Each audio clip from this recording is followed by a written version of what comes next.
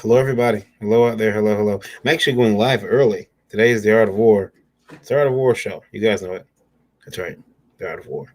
Um, and I'm going live early today. Michael's gift card. The winner will receive a $25 Michael's gift card. 25 bucks. Cash. $25 Michael's gift card to the winner tonight of Art of War. We actually have a spot open. So if you're interested, get on in here, ask for the link, message me on Facebook. We start at 9 o'clock.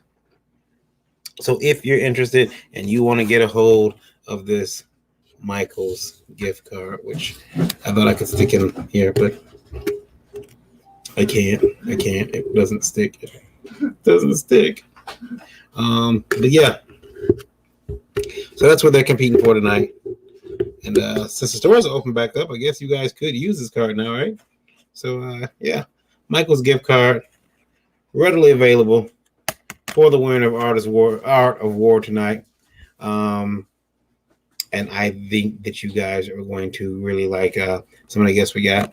So we're getting there. Who we blasting now? Don't worry. I see Michael says Art of War. That's correct. And Chuck says, who are we blasting now? We're not blasting anybody today, Chuck. It's a happy time. It's time for drawing. You know, if I was going to blast anybody, it'd be old Jello Heart. That's his new name. Jello Heart. So yeah, Michael's gift card is what the winner tonight will be receiving. $25 Michael's gift card.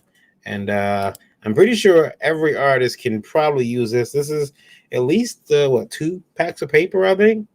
I've got my popcorn popper getting ready to start throwing out the good stuff because I like to watch these artists suffer. It's gonna be great. Got one artist in the background right now, Goblin Grimm, hanging out, prepared to come on tonight and throw down. Got a couple other invites out there, so we'll see what happens. Yeah, but here we go. $25 Michael's gift card. They don't know what they're going to draw. They have no idea. Their artists don't know what they're going to draw. Only I know what they're going to draw. Like I only know that Clark Kent, Superman. It's our little secret. So, gift card. I know what they're going to draw, and it's going to be epic. And I'm concerned about popcorn popper.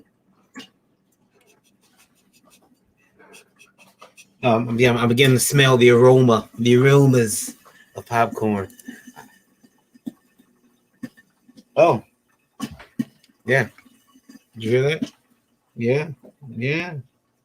That's popcorn, all right. They gave me a little handy dandy scooper. I don't think I thought about how close it is to me when I decided to pop this popcorn. There may have been a slight error in my judgment when I said it so close to me. But dear goodness, there's hot grease popping up. Oh, here it comes. You're watching live. That's why I couldn't make it.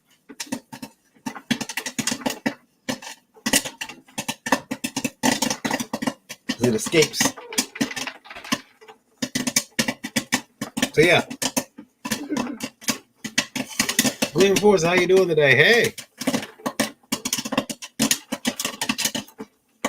Yeah, there's no Superman in this challenge. It'll be something indie or something related to indie. It'll be tonight's challenge is going to be pretty cool, I think.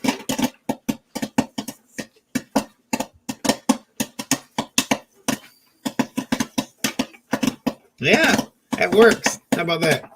I'll be eating popcorn for days now.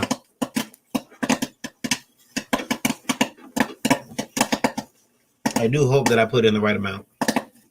Otherwise, there's going to be an explosion of popcorn in the house.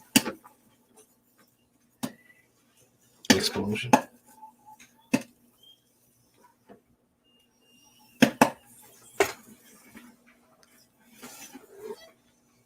Pretty cool. Pretty cool. So yeah, we're waiting for people. Waiting for Mr. Eric Hodson and a couple other people. And we'll see who we get tonight. And if you want to come on, if you're a ringer and you want to come in, go right on ahead. Show starts at 9 o'clock. Show starts at 9. Glenn says he's not sticking around. Just saying hi and finish watching Glorious Bastards. Glenn, that's a pretty good movie. You'll enjoy it. Michael says I can't come on, but a Superman is a challenge for Superman Day. I might do my own drawing. All right, Mike, we'll hold you to it. Yeah, go ahead.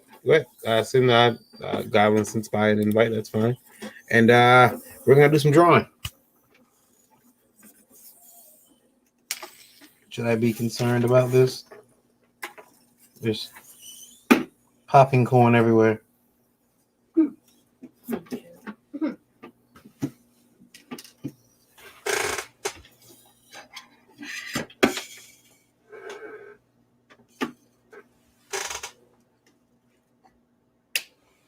Let's see how this popping corn tastes.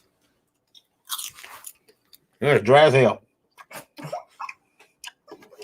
Go ahead, Caden.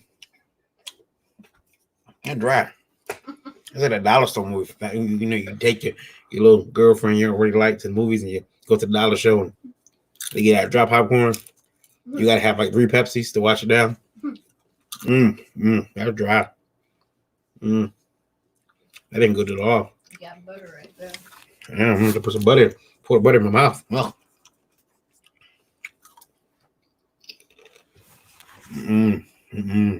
Anyway.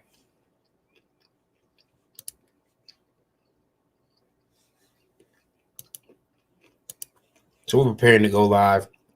Oh, we're already live. We're gonna be starting in a little while. I'm gonna go to Scott's the best. If I knew how to draw, I'd join. Scott, you got to get in. Today's prize, $25 Michael's gift card.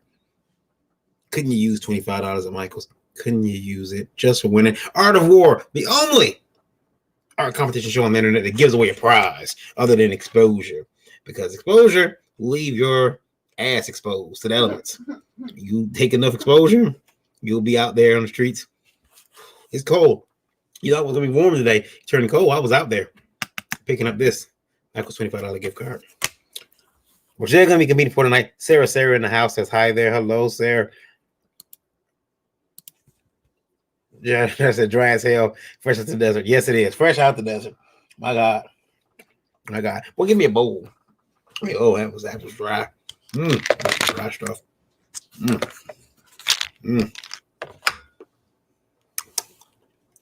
Working on finishing my comic book. Kickstarter goes live in 1 week and a half. Scott, we got to have you on INDIEVOLT Live. Maybe we should have you on Tuesday. Tuesday night at 9. If you're free, I'm going to send you an invite. Come on and talk about Bardstone Publishing. And thank you. Bardstone Publishing, we'll get you on there. We'll talk about your books. Scott's been publishing books for folks. He's been making comics for a very long time. And Bardstone is his new company, as I understand it. And yeah, he's got it's 1 week to start trying to Kickstarter. 1 week. All right. Oh my goodness. Hot oil just dropped on my hand. Look at that, guys. Hot oil. That hurt. That hurt. That did not feel good.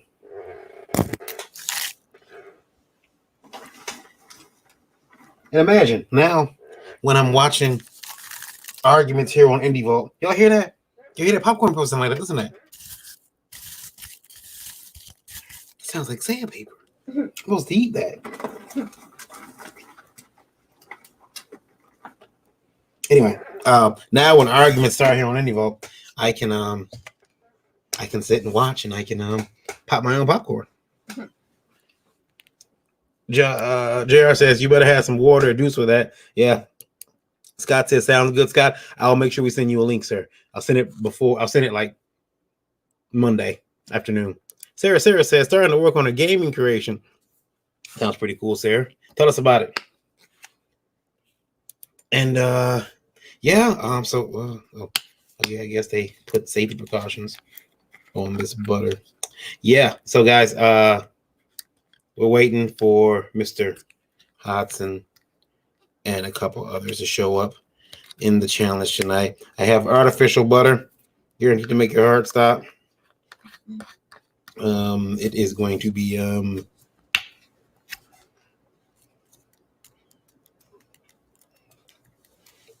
there we go. And then my special secret ingredient. So.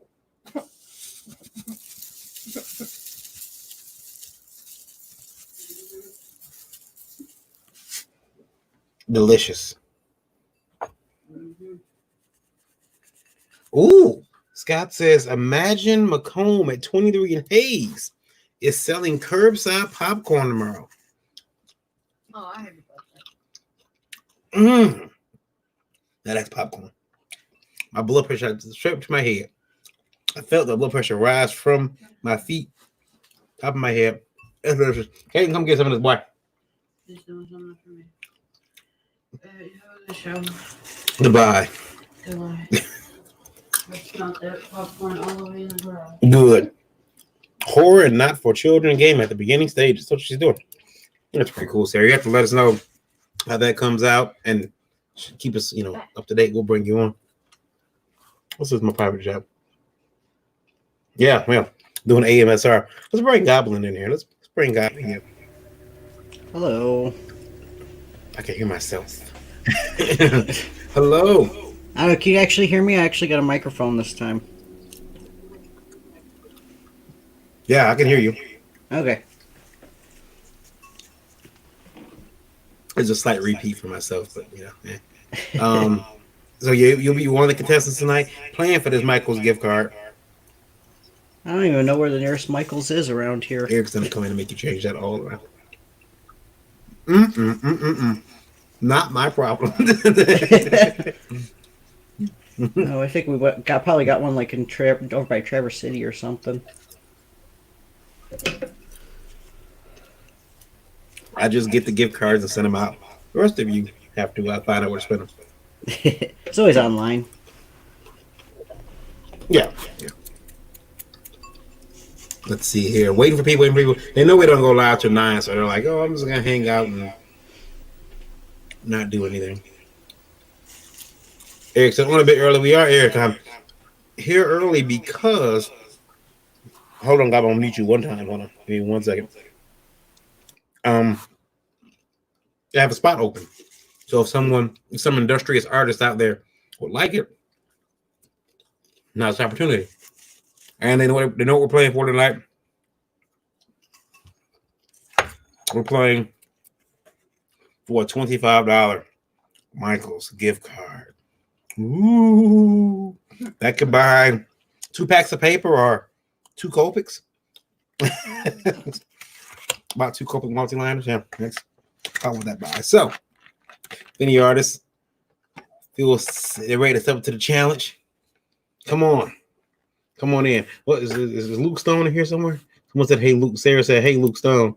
I don't see Luke. Is he hiding from me?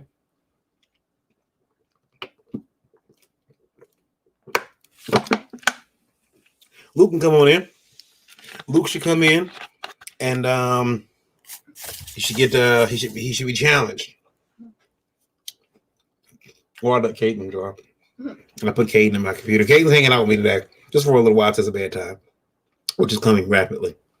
He's actually over bedtime right now, but so yeah.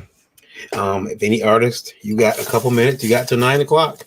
Got 10 minutes to decide if you want to come in and compete for this gift card. Our friends at Michael's is making sure that we give out. No, they're not making sure we give it out. I went and bought this one, so didn't have a sponsor this week. Excuse me. Didn't have a sponsor this week that had a card, so I had to go get one. And I figured we can all use little Michaels in our life.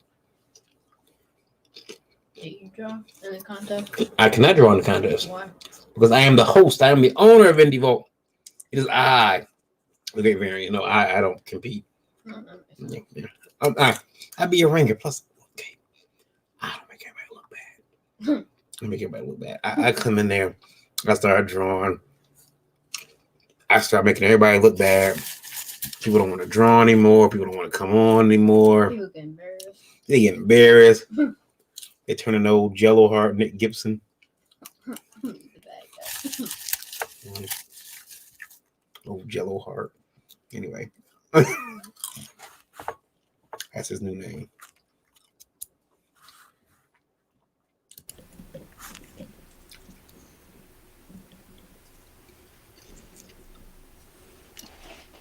How come your keyboard flashes when someone's talking? Hmm? How come your keyboard flashes when someone's talking? Because I have it set to do that. Why? I thought it was cool.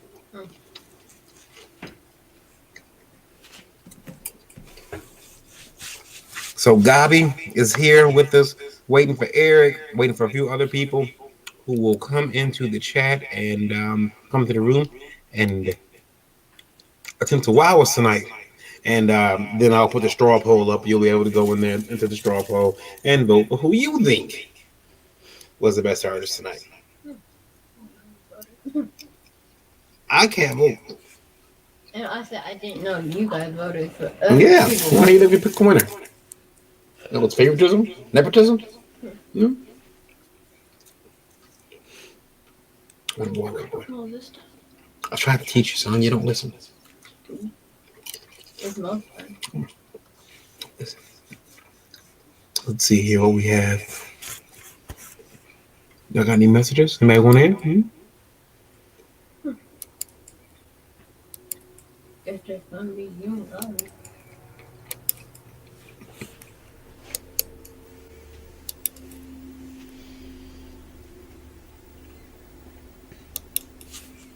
Let's see here.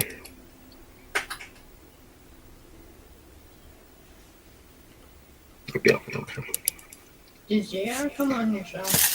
No, JR's never been on this show. JR watches. He's out there watching now, but JR is in the illustrator, so. I thought he was You, now, why don't you come on the show? because I'm not old enough. Oh, that's a good point. Exactly. And plus, I don't like to hear people cuss and stuff. Besides, don't people cuss on your show? People curse on my show. Yeah, I've heard Did you people. hear that? I know Randy does. Randy does have a foul mouth, son. Well, I'll talk to him about that. But yeah, it still doesn't stop. Speaking of foul mouths, here's one night. Man, if you're expecting me to draw, you're in some trouble. This is the lowest rated show ever. I actually brought you in because I'm killing dead air. I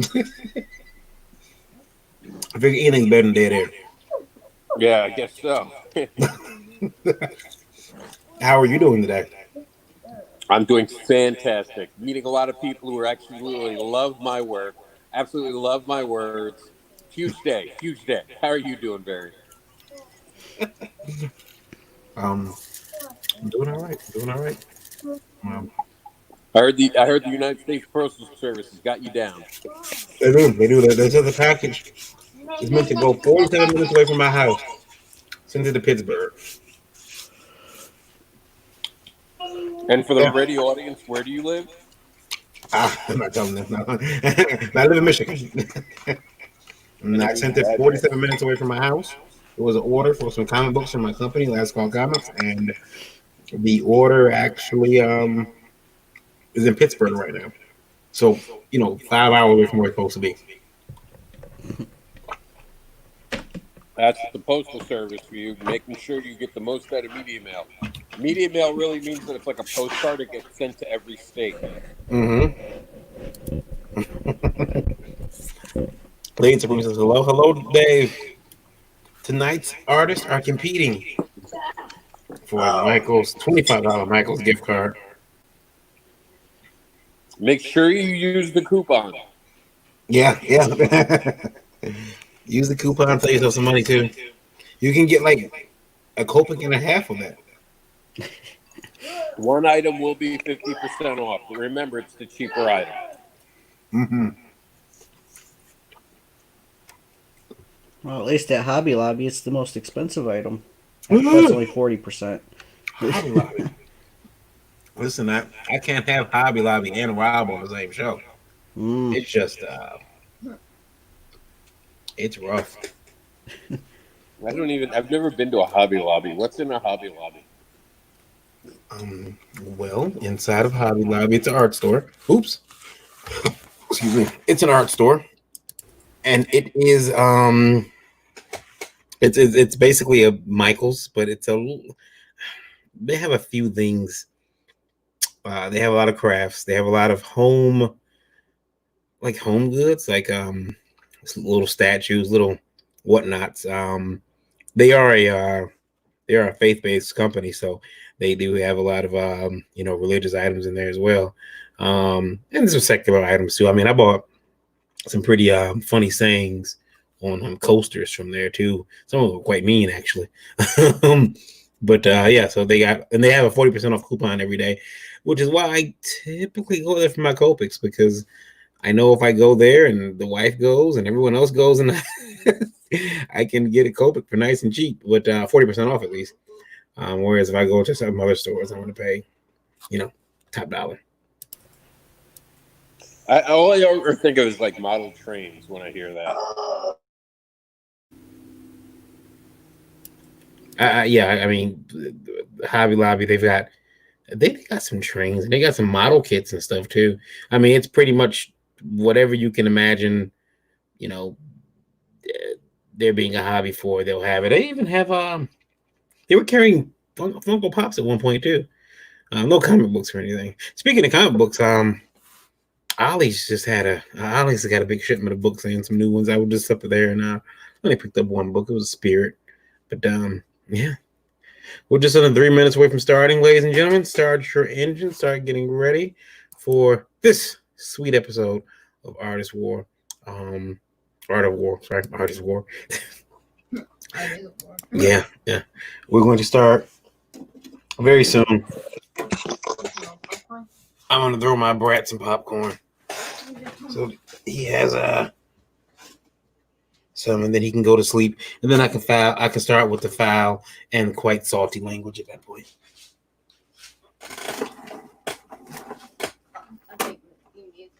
No, I said bring a bowl. This boy brought the whole. He ain't gonna make it. He ain't gonna make it. I'm telling you. I mean, they say he's smart, but I think teachers lying to me. I think.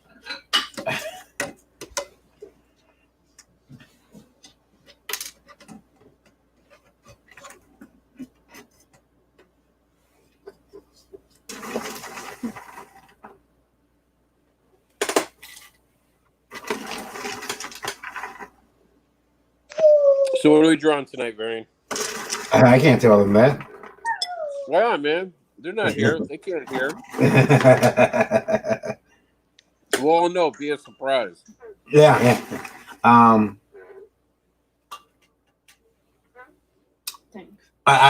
can tell them that there are themes all around them.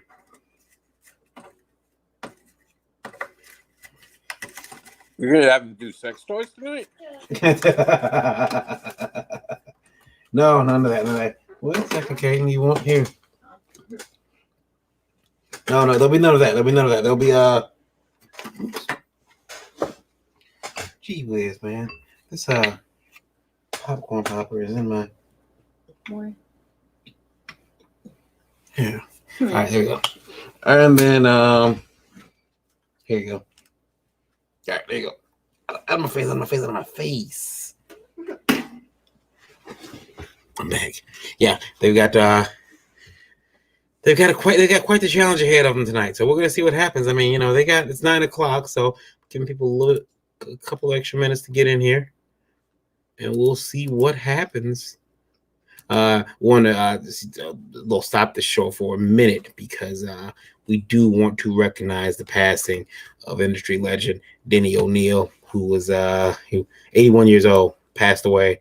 He will be missed. He was, Batman, Wonder Woman. I think you name it, Denny's worked on it, but a lot of time spent at DC as an editor, and he will be missed. He actually got a chance to give him one of my comics many years ago at Gosh, I forget what kind it was. I want to say it was a Wizard World, but maybe it wasn't. But anyway, got a chance to give him one of my first comics that I created, and he spent about 5 minutes longer than he had to talking to me, and I really appreciated that. And so when I heard today that he had passed away, I was really sad about that. So rest in peace to Denny, and hopefully his we'll see his work. I know DC Universe sometimes they have a lot of stuff up there, but if you got DC Universe, pop on there, look up some of Denny's work. It's really fantastic writing. Lily L says, "Gonna draw for fun. Can't wait to hear what the challenge theme is." Yeah, we'll be letting everyone know pretty soon. They're going to get pissed at me. It's gonna be awesome. Traco says, "You should have everyone with a bowl of popcorn ready, so when you pass it off screen, it looks like you're handing it to them." That would have been cool. I don't think that far ahead though. I think we also got to acknowledge to get well to a contestant who's on the show. Yeah. I wanted to mention that as well as Josh Lyman. Get well, sir. Josh is involved in a accident, and he suffered some injuries. So we wish him a speedy recovery. I believe, I'm not sure. I think there is some. It's about Josh Lyman. Josh C. Lyman. There are some. I'm not sure, Rob. Have you heard about any funding set up to help Josh get back on his feet?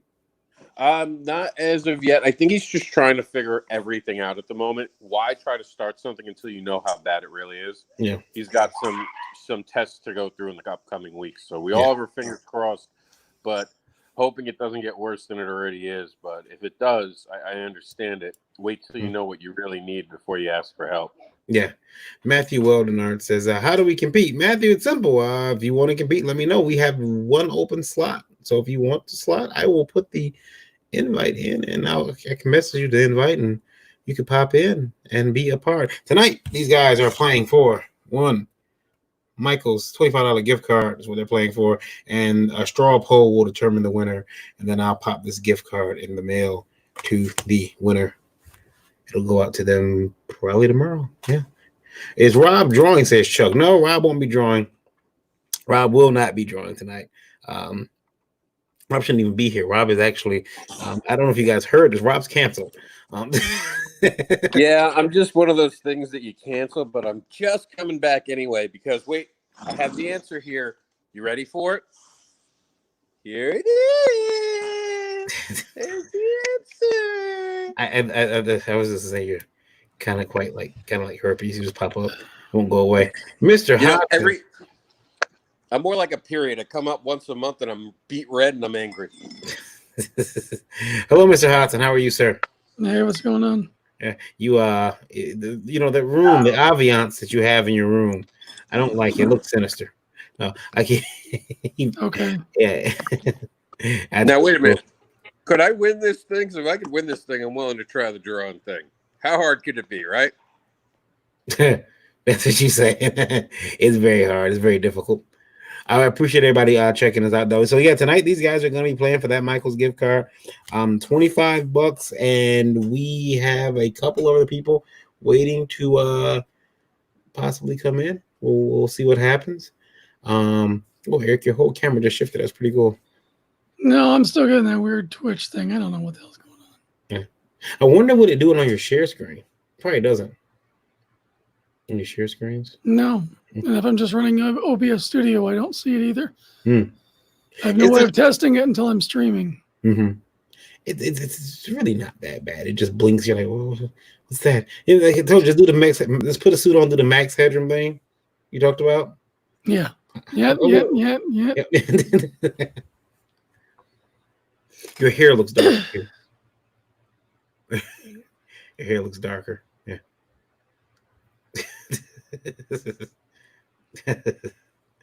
So we got Goblin Grim, we got Mr. Eric Hodgson. Why does everyone lick their pens? They taste horrible. I don't think we lick our pens. I don't lick mine. Let's see here. I'm gonna put the invite into the chat. So the invite is in the chat if someone wants to pop in and try to compete. I think go out on Facebook, but if you're, you should pop over to the YouTube if you want to find that link. And That's quite the echo. I think it's Gabi's computer again. Until we're gonna drive to Grand Rapids and make sure Gabi's set up right. Oh, yeah, Rob, you're gonna lose. I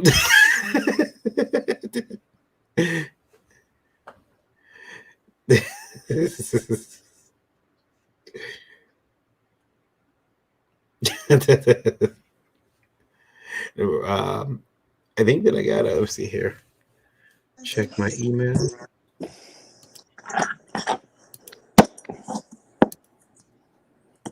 All right. So, guys, of course, you all know the rules. We're waiting for a couple people. I'm going to give them another 3 minutes or so to show up. Of course, you guys know the rules. You'll be competing tonight for this card. You don't know what it is. However, I have laid clues around. You guys are whack.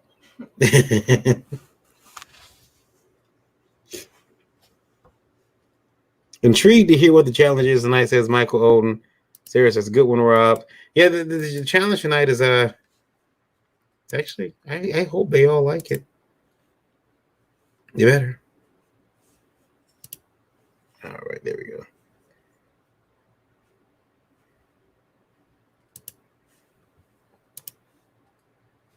All right. Randy Storm. There's Eric's screen. Yeah, you can switch over to that. Or wait, okay. Maybe I need to. Do I need to do it somewhere? I'm gonna bring. Let's see if I can hear you. I can't hear you if you're talking. Nope. Let's see. I know what I need to do. Hold on. I'll be right back. Okay. These artists and their tech. You hear Jax? He's very frustrated. He wanted to watch some drawing already.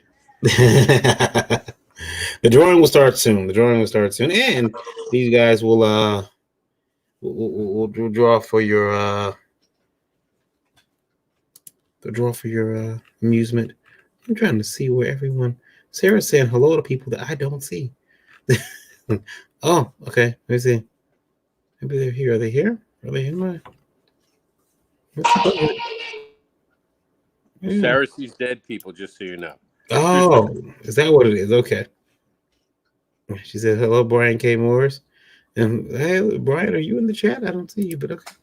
Hey, Varian, do you know Brian K. Morris was crying because he's not been on your show? And I was like, Brian, Varian's offered you 12 times. You just always were like, I have a show.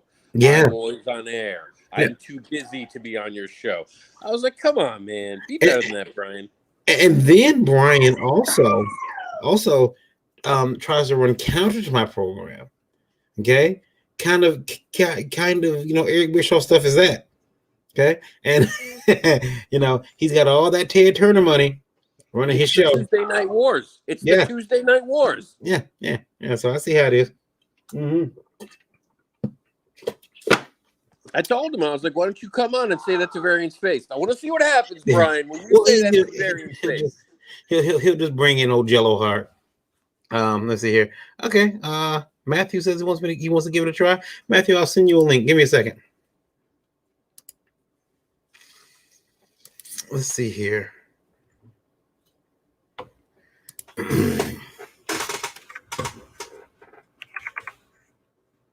We're getting a new contestant. This is going to be awesome. We're going to tell them all the wrong rules and just see what we can get away with. Let's see here. It'll be like the new guy rules. You get new guy rules only.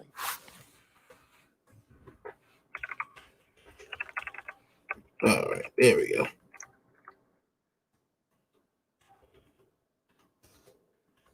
All right, there we go.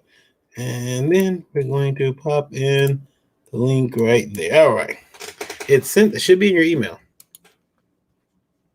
So, Varian, who are the female artists you said that I should come on and meet tonight? Do we have female artists on? Do we have female artists? Do we have? That's always why I show up. Yeah. Like you had that, You know what? Yeah, we did have female artists, but they didn't. They didn't. you had that great English last on the show. She got that great Kickstarter. We could actually show that our Indiegogo. We should show that right now while we have a little bit of time. I guess I could. Let's see here. That's a great project. Definitely worth talking about. Let's see here.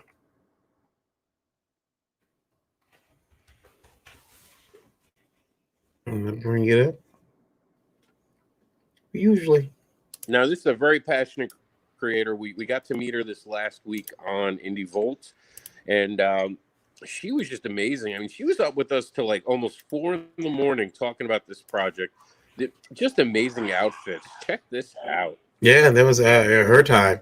4 a.m. her time. It was much earlier our time. But yeah. And what is she up to? She's up to $1,178. So she's definitely chugging along there. She will hit that $5,000 goal. She's got 46 days left. She's gonna smash that goal. Very awesome. Very awesome. And the book is affordable. Somebody left a comment on the iNDIEVOLT page that said that they liked it because the book was affordable. They didn't have to pay $25 for a book, which they really liked. Rob dropped out. There he is. Okay. So yeah, they're very excited about that. But yeah, that book ships in August 2020, and there's some original art pages too. $100, $125 US.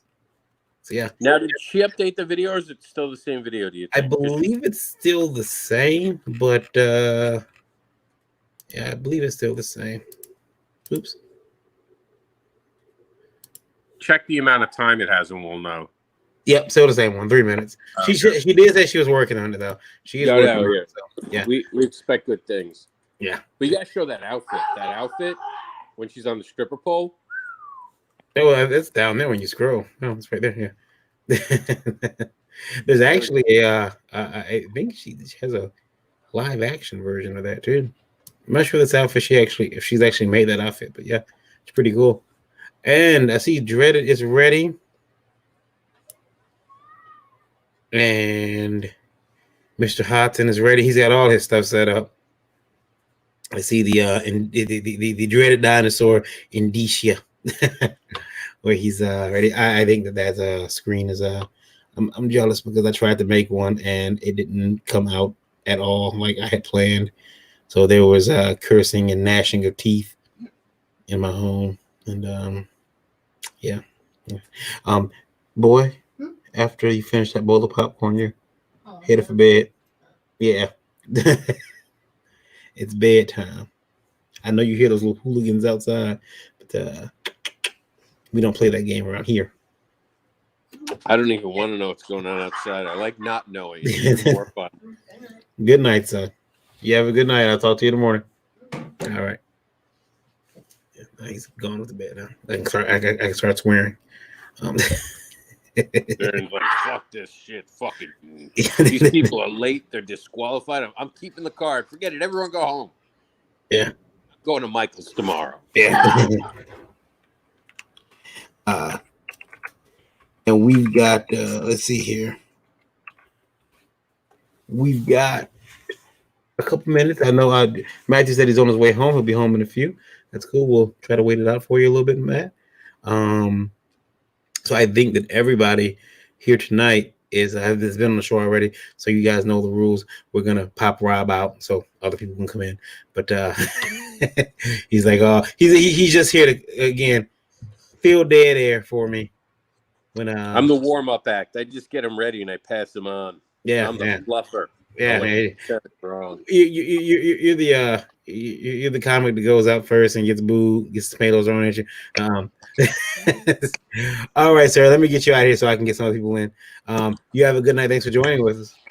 See you later, dude. All right, we'll see you. All right, and then we got let's see. So Matthew, and then I've got somebody in my email that wants to pop in. Okay. And again, if you're looking to get in, we still have maybe one more space or so left. If you want to be on iNDIEVOLT or Art of War, message me throughout the week. Let me know. Shoot me an email at iNDIEVOLTlive@indievolt.com. Put Art of War in the subject field so I know. And a sample of your artwork. That may change in the coming weeks or coming days. When Mr. Dread Dinosaur takes over, he may wish to do things a little bit differently. And however he wants to do it, then he'll give you those rules on how to qualify to be on the show. But we still will be giving out some type of card or some type of prize. I still think we got to get something going with art snacks or some fun outfit like that. Yeah, that'd be cool. That'd be cool. We've got something. Well, something else is gonna happen pretty soon that I'm excited about. But can't announce it yet. Cool. I did had a company reach out to me and tell me that they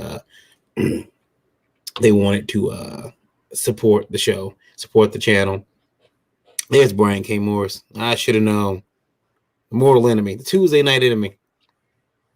He's hiring. He's bringing in big names. He's pulling Eric Bischoff on me. Eric.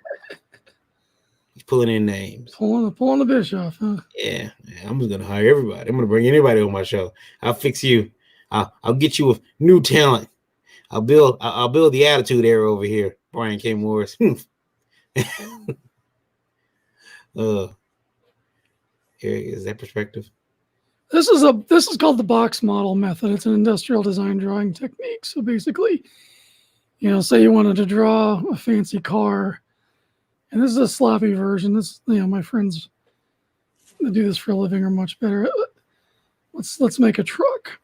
So we just have to draw one side of it and figure out where we're putting, say there's a wheel there, and make it look really odd with a smaller wheel in the back. Mm-hmm. So since you've got the box model set up, you can take each corner and kind of map it. And then let's say you got a corner here, you got a corner here. So there's this corner there, this corner here. So there's the slope for that perspective. Let's say we can divide this in half with an X. That gets our center point there. And then we can kind of find the middle of it. Mm-hmm. Going from there to there. So let's see, let's make this the door area.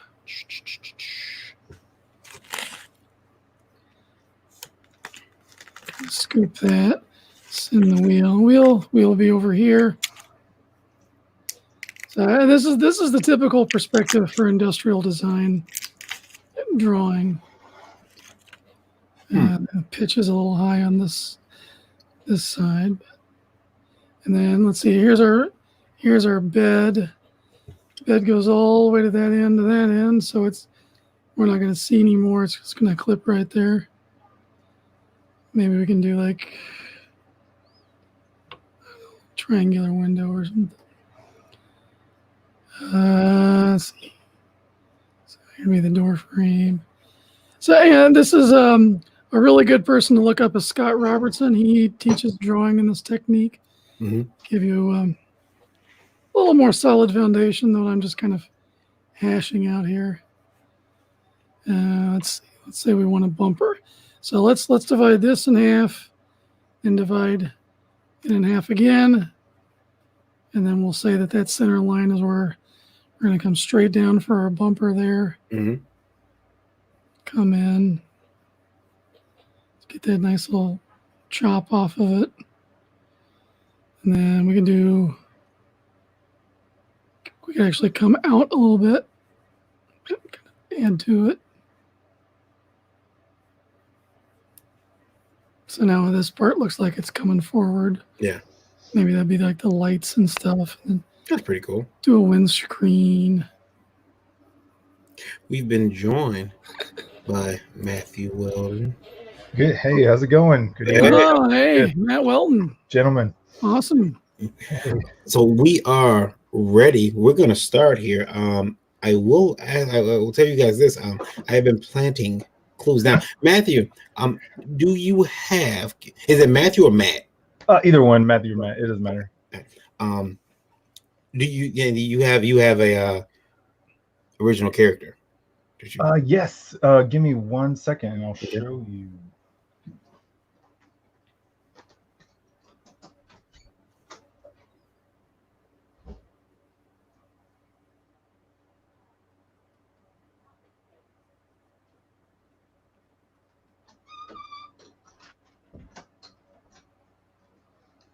This perspective is pissing me off.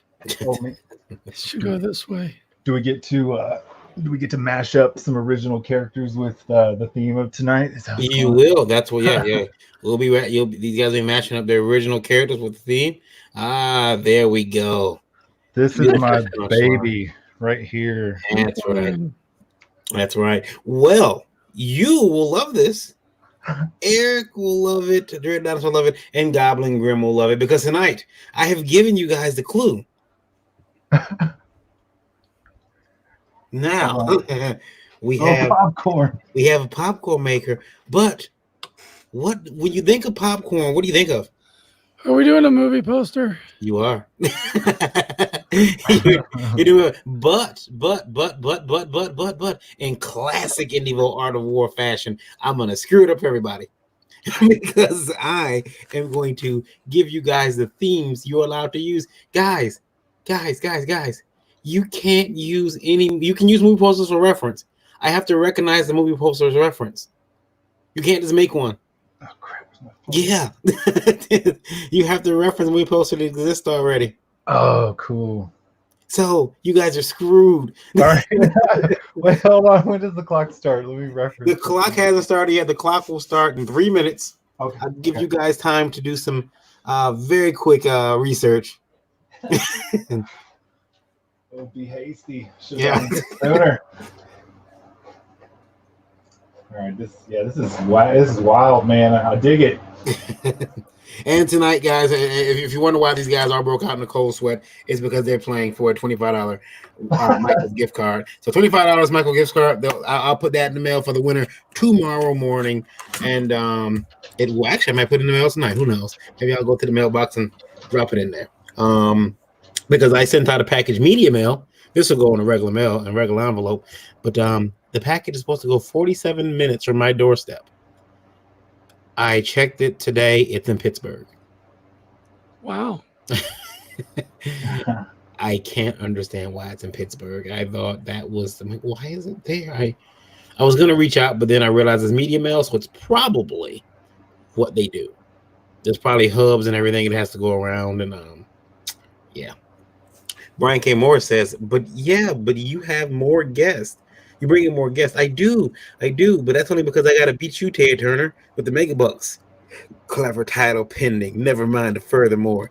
Jesus, so how many titles do you need? Variant, if you play your cards right, I could have you on as a guest. Just leave Rob in charge. Oh, I like the opportunity to maybe have sponsorships. Maybe if I leave Rob in charge, sponsorships will be done. So I'm gonna move this. I'm gonna move this prop since the popcorn prop is over. This is a expensive prop, guys, to bring in. Hope you guys appreciate that. To set up just so. Yeah, I used to work in a bar like at least a decade ago, and whenever I'd end up making popcorn for the night, that was the most miserable part of the night, was cleaning the popcorn maker when the night was over. Yeah, I'm thinking about just like giving it to the kid, like, hey man, come here, just eat it all out of there. And Time to clean the popcorn. yeah. Clean the I was just told Scott Zambelli just told me that the Imagine Theater by my house is gonna be selling curbside bags of popcorn tomorrow. Nice. Yeah, so it's like I missed the movies. Why doesn't he come on and draw? Come on. Yeah, he said if he could draw, he'd come on. But he's an artist with his own comic. He can't. Yeah. What do you mean he can't draw? You know, it exists. Look at me. I haven't picked up a pencil on this show. I'm like, I'm not drawing. Brian K. Moore says sponsorships. Why do you think I have you on my show? Scott says I'd use the Ant-Man poster as the reference. If you guys are able to use any, I was gonna date it first and say you guys have to use an 80s movie poster, but I figured, I said, you know what, I'm not gonna do that to them. They can use any movie poster they want, but it has to be recognized. It has to be one that exists. So no going crazy. Guys, time starts right now. All right, I've narrowed it down. Go ahead, guys. I gotta step out All so I right. can move some of the stuff around. I'll be right back. Eric, you know how to be charming, right? Do that thing. I've been told that before. Yeah, tell that joke, you know. Okay. That joke, I know. Well, here, let's get this out of the way. We have a lot of listeners, probably thousands in other countries right now on iNDIEVOLT Radio, and we are happy to have all of you here. Remember, you can see what we're drawing and see our smiling faces or frowning faces if you subscribe on the YouTube channel. So check out iNDIEVOLT on YouTube. And tonight we have a special guest with Matthew Weldon here. If you can, sir, tell the listening audience all about what you do and where people can find out more about what you make. Check it out. You can go find me on Instagram, Twitter at Weldon Art, and I have a YouTube channel. It's just under Matthew Weldon Art. And my baby right here is called Punchline, and we just I believe closed the campaign. I could be wrong. It might still be open, but for the second trade of Punchline, which you can get the first or the second trade on Indiegogo right now, and it's published through Antarctic Press, and it's a very small book. We're excited about it. We're trying to get it out there, and the lead character. It's all about a superhero who gets fired, and she has to train her replacement. So yeah, it's kind of a wacky tale, and a little bit of animosity. It's got punching and a little bit of humor in it, so that's why we called it Punchline. And it's a wacky book where I try not to put any restrictions on it. So if there's something that exists in a universe, they'll come in contact with it. So it's got a little bit of capes and a lot of crossover wackiness. So that's pretty Very much cool. Very But cool. yeah, check me out. Instagram, Twitter, Weldon Art. Yeah, I see you pop up on my feed a lot, and I think I'm following you. But it's one of those things when you're doing your own thing, you don't have quite time to follow everybody. Oh, I know. I know it's wacky. I was thinking the other day, and I've been losing track of a couple of message interactions or discussions I'm having with people, because things can get buried under freaking 6 inboxes. Oh, sure. Like and not to mention a few comments here and there, which I don't, I only have a few followers on each thing. I'm very small on Instagram with only a few hundred followers, but it's easy to keep up with now just because it's me. But things are, they could easily get out of control. Man, am I the only? Oh wait, no, I'm not the only traditional guy. Yay! Yeah. I would normally be traditional, but my camera setup isn't quite ready yet for prime time. Behind me, I had to redo my desk and redo the lights, and just haven't had time to sit down and do some test runs and make sure it's working.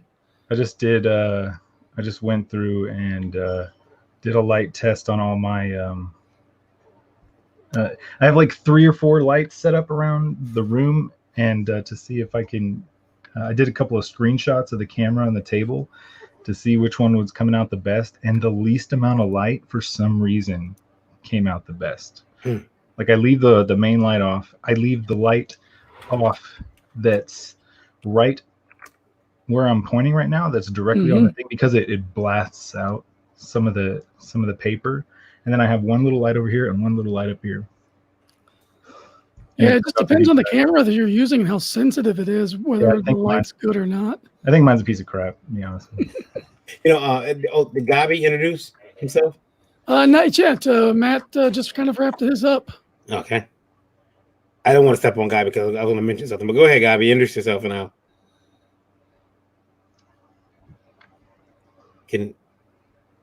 Seth, can you hear me?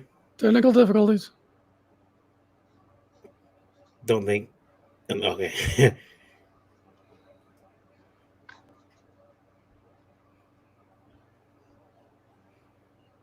Oh no. Is there a time limit? We usually go for about an hour and a half. All right, can you hear me now? Yes. Oh, hey, okay, that one works. Oh, go ahead and introduce yourself. Where can they find you? What's that? Go ahead and introduce yourself because we didn't get a chance to do that yet for you. That's all right. My name's Goblin Grim. You can find me on Instagram or Facebook, and it's Grim with 2 M's. I don't know. I don't ever really know what else to add to all that. It's like just find me online. Let me see here. What's that Pokemon on your arm? I can't remember the name of it. I used to know. Oh, this one's Cyndaquil. Cyndaquil. And then I got Mimikyu over here. Oh, those are cool. See, I'm afraid of tattoos. I get a tattoo, I'm going to get a. I know what's gonna happen. It's gonna keloid up. I'm gonna be ruined. I'm gonna look weird. And yeah. I wouldn't think it would be very good with your skin condition either to get a tattoo. Yeah. No, it just. I know it'll be bad. Like that's why I won't get my ears pierced or anything because I'll just flare right up. Mm-hmm. I don't have a single tattoo. I wouldn't know what to get. Yeah, I think you're mute. Yeah, I'm gonna mute you for a second because I'm picking up the echo again. It's okay. I'll just mute you and then I'll. Well, if you want to say something, just like hold your finger up and I'll bring you in. Your middle one, so he knows. Yeah. All right, there we go. All right. But yeah, I think. Let me see here. I think that because I know a couple of different people who recently went out and bought cameras. Goblin's one of them. Went out and bought a new webcam. And I think I don't know. Did he get a mic? I think he got a mic too. And it's hard to get a mic now or a webcam. They're almost all sold out. Really? Where you go? Yeah, you go to like Best Buy or any place, and they're like, "Oh, we don't have web at Target, but webcam, those are sold out. You have to go behind the store and meet some guy named Big Tony for a webcam." I didn't even think about that, but yeah, and with the current status of things, man, yeah. Yeah, I have a Logitech Brio, which I only got because I found out someone that I know had a better webcam than me, and I could not, abide that reality. So, So he got the most expensive one he could find because he's a diva. yep.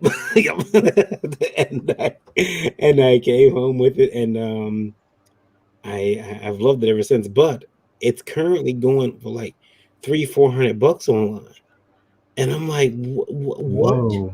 I mean, I paid $200 for it, so I don't know, like if I could afford. Like, I mean, I thought about selling it. Like, I can sell this, and when things calm back down, And that's the one we're seeing you through right now. Well, I unplugged it by mistake because I was moving the popcorn maker. I unplugged it, but I'm gonna plug it back up. I just Gotcha.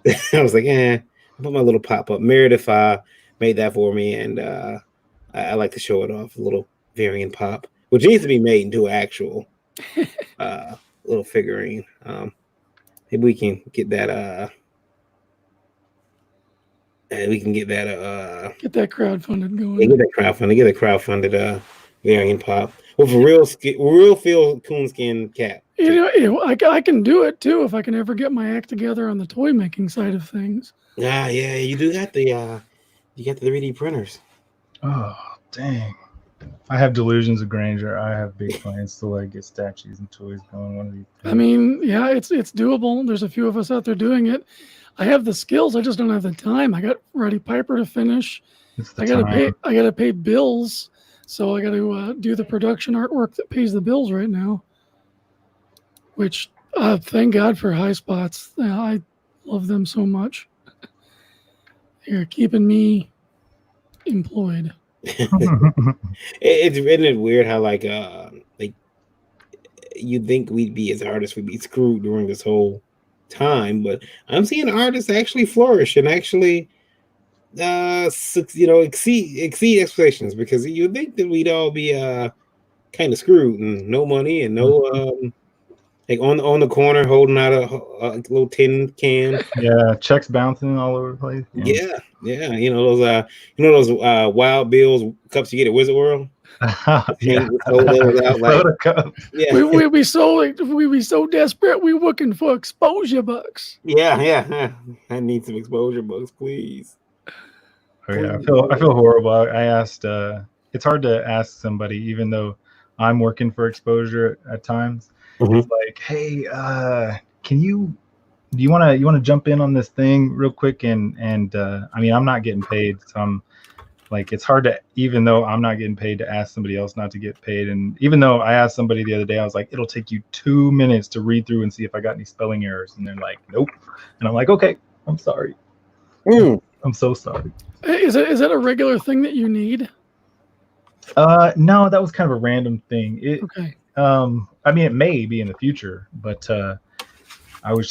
it was literally already done, already lettered, and I'm not getting onto the person. I shouldn't. I try to, and I'm not even going to tell, because they're real sweetheart, and they have every right to decline and ask for payment. And I was just like, but yeah, even though I'm doing it, I was like, how do I ask somebody to do it with me? You know. And it was a random thing too. Like the creator, I know some of the guys over at Antarctic Press, the creator of Ninja High School and Warrior Nun. I don't know if that rings a bell, but he was having a little contest, and he's like, "Hey, submit to get your work published in an upcoming book we're doing." And I was like, "Oh, sweet, I'm gonna try that." So I just scribbled up 8 pages, and they were all colored, and I lettered it too, and I don't ever letter. And I was like, oh crap, I gotta try to do this mostly on my own and submit it. So I mean, I don't know if it's approved yet, but we'll see. But yeah, it was just one of those opportunities. I was like, oh, let me get some of that exposure. Yeah, opportunities like that, you got to jump on them like they're a live grenade and you're back in Nam.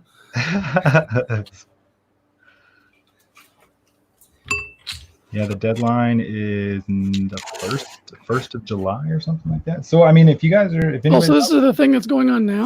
Yeah, if anybody's interested, if they want to submit like 4 to 6 pages or something like that. I actually went over and I shouldn't have gone over. Wasn't paying attention, so I might get rejected straight up. But yeah, I think there's exceptions anyways. But yeah, he's like, it is, even if it's black and white. If you go over to Indie Wars, I think is what it's called, Ben Dunn. Antarctic Press is having a little contest. Oops. You get to even use his Ninja High School characters, or something like that. Really? Yeah, that's awesome. Yeah, it's pretty wacky. But I guess now you've got Punchline. I remember when DC did their Punchline. Oh yeah, and I said, "Oh crap," you know, like. I imagine your inbox was full that week. It was full. It was wacky. It wasn't that. It was fuller than it usually is. It was kind of funny. The outrage was real, but I mean, I was cool. I don't know what else to be with that. What the wackiest part about that is that so many other people came out of the woodwork and said, hey, I had Punchline first. And there was like 4 or 5 people that was like, yeah, me, look over here. But there was one guy that I think once he had seen the Punchline solicitation by DC, he went and drew something up like in a week, published it, and went and bought the rights to the Punchline thing before DC could publish theirs. Oh, that's hilarious. It was really funny. It was all over the place. But yeah, I actually forgot about that. I mean, in all honesty, I think it was kind of a little bit of good exposure for us, even though it kind of sucks when you type in Punchline now on Google, ours is like completely gone. Michael says he's got to run, but he's had to see the finished project. Thanks, Michael. Make sure you tune back in and check it out. Yeah, I think that when stuff like that happens, you could have good exposure and bad exposure, and some people say there's no such thing as bad exposure. There you go.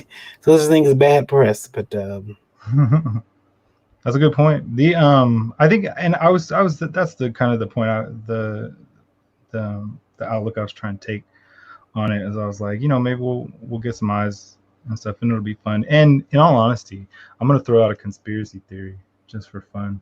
okay.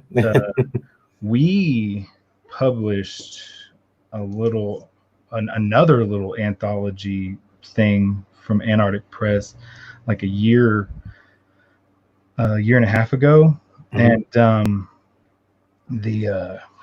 we messed with them first. Like, we took an old Mary Marvel design, and we just lifted that design straight up. I drew that character almost to the T, and I put it on a cover of an Antarctic Press, and we called her Mary Miracle or something like that, or Maria Miracle. I can't remember what we called her.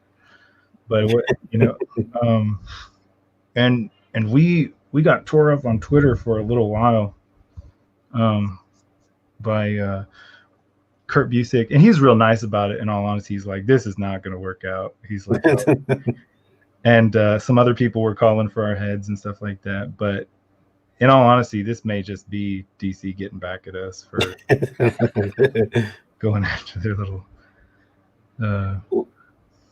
We on IndieVolt Breakfast Buzz, which is every Thursday morning at 9 a.m. Was brought to our attention. There was some books out. There's a book out, Darth Krayl. It's on Kickstarter. It's a Star Wars fan fiction book. They're drawn very nicely. The art is more than competent. In fact, I would think that Disney would want to hire those guys, because the book actually looks good, but it's a fan art book, and so can you get money for that? And yeah, they got to be in trouble, because it looks way beyond the pale of what you would think a fanzine type scenario would be. Easily, the common person is going to think this is official. It's how good it looks. So, Goblin is moving with those pencil lines. He has not come to play with y'all today. And I also see that he has Vampirella blank cover over there. Yeah, I've been eyeballing that for a minute. Yeah. That looks pretty good. Don't know why he didn't get that cover. Anyway, yeah, how does that? I'm just being salty, and that's the blank. Is that the blank book all the way through? So you're filling it with art. Yeah, very nice. I can't do two-sided on those pages. It looks. Yeah. And now we know we can't do two-sided. Thank you, Gabi, because we now know we can't do two-sided in those books. Oops. Let's take a look at what Eric's doing here. He's I don't recognize the poster, but yeah, I know you don't. Wait, do you recognize Grimm? Is that his name? Yeah. I kind of thought, for some reason I'm thinking it's Captain Marvel. Is it? Oh, hold on, let me unmute you. Hold on. What'd you say? Oh, easy. Thumbs up. It's a Marvel. It looks like a Marvel. Yeah, you know what? It's in game. Oh crap! Yeah, it's in game. This is an hour and a half show. It's in game, and then you got Roadhouse. Oh, Roadhouse. Yeah, perfect. Little inside joke there for Varian. Yeah, which I'm still yet to watch IndieVolt, but I mean not IndieVolt, Roadhouse, but I'm going to. It was a sequel. I did not know it was a sequel. What's a sequel to? It's a sequel to Roadhouse. It's Oh, there is a sequel? Yeah. Huh. Yeah. It's his son. It's like, oh no. Oh no. This can't be happening. You know, sequels are always, especially when it's like a low budget straight to TV. Oh no. Oh, so that's what it was. It was a low budget. It's yeah. It's low budget. A lot of people don't know that Chris Latta, the voice of Cobra Commander and Starscream, is in that movie. And, In the Roadhouse movie? Yep, he's in Roadhouse. it does have Gary Busey's son in it, though. Yeah. Yeah, Jake Busey. Yeah, a very young Jake Busey. But here we go. Here's the there it is right there. Roadhouse 2, Take It Outside. And that does not look like a sequel. That looks like an alternative cinema. It looks like a, feature. it looks like a freaking mashup between what's that John Travolta movie? I can't remember. Oh, like Saturday Night Fever? No, the big one. What's the main one? This Michelle Pfeiffer was in the second one. That's Battlefield Earth? Grease, man. Yeah, What- Grease. I'm losing this. Yeah. I'm slipping in my old age. Hey, I could just buy the DVD dual set, Eric. Oh, my. It was supposed to be called Roadhouse 2 Last Call. Let's see here. But I guess it's not Last Call anymore. I mean, that's the name of my company, so that would have been interesting. But yeah, Roadhouse 2. Jonathan Chiak, Ellen Holman, Jake Busey, and Will Patton. Like father, like son. Eric, you gotta watch it now. Yeah, I think so. Yeah, I think we gotta have a watch along or something. yeah. Eric can get mad. What is this? Why is this happening? Why was this? Who greenlit this? What did you end up naming the bar in the Dreaded Dinosaur Man universe? Oh, I forgot. it was something ridiculous. It'll come to me because I actually wrote a lot of stuff down, and I have a little small dollar store notepad that I wrote everything down on. For all my Dreaded Dinosaur stuff. You know, I never even introduced myself. You didn't, did you? I did not. I don't care. Sorry. Well, I've been on every episode because I haven't got to win yet. So Yeah. Oh crap! How long have y'all been doing this? We've been trying to do this for what, at least 2 months now? Yeah, we've been it's been going for about 2 months. It's I'm trying to think how many episodes are on IndieVolt TV. I think there's 5 episodes on IndieVolt TV. That's dope. I need to see. Yeah, I put them all on our Roku channel afterwards too, and they're always here on the YouTube as well. But they're really cool to watch. We got a really cool thing going here with IndieVolt. He's got the Roku channel, the IndieVolt Radio, which gets. I mean, how many people are listening on IndieVolt Radio right now? Right now, hold on 1 second. Right now, I'll give you the number. Right now, listening on IndieVolt Radio, 14,724. Just 27 people. So yeah. Lord, right now? Yep. Right Yep. now? And we want to thank. I want to thank France. I want to thank Belgium. I want to thank the UK. I want to thank Brazil and Japan. I was just kidding, DC. I didn't mean it. I I don't need no heat. I don't need no don't need the heat, man. I don't need the heat. Just in case you didn't see that first little Mary Miracle thing, there's no need to go looking.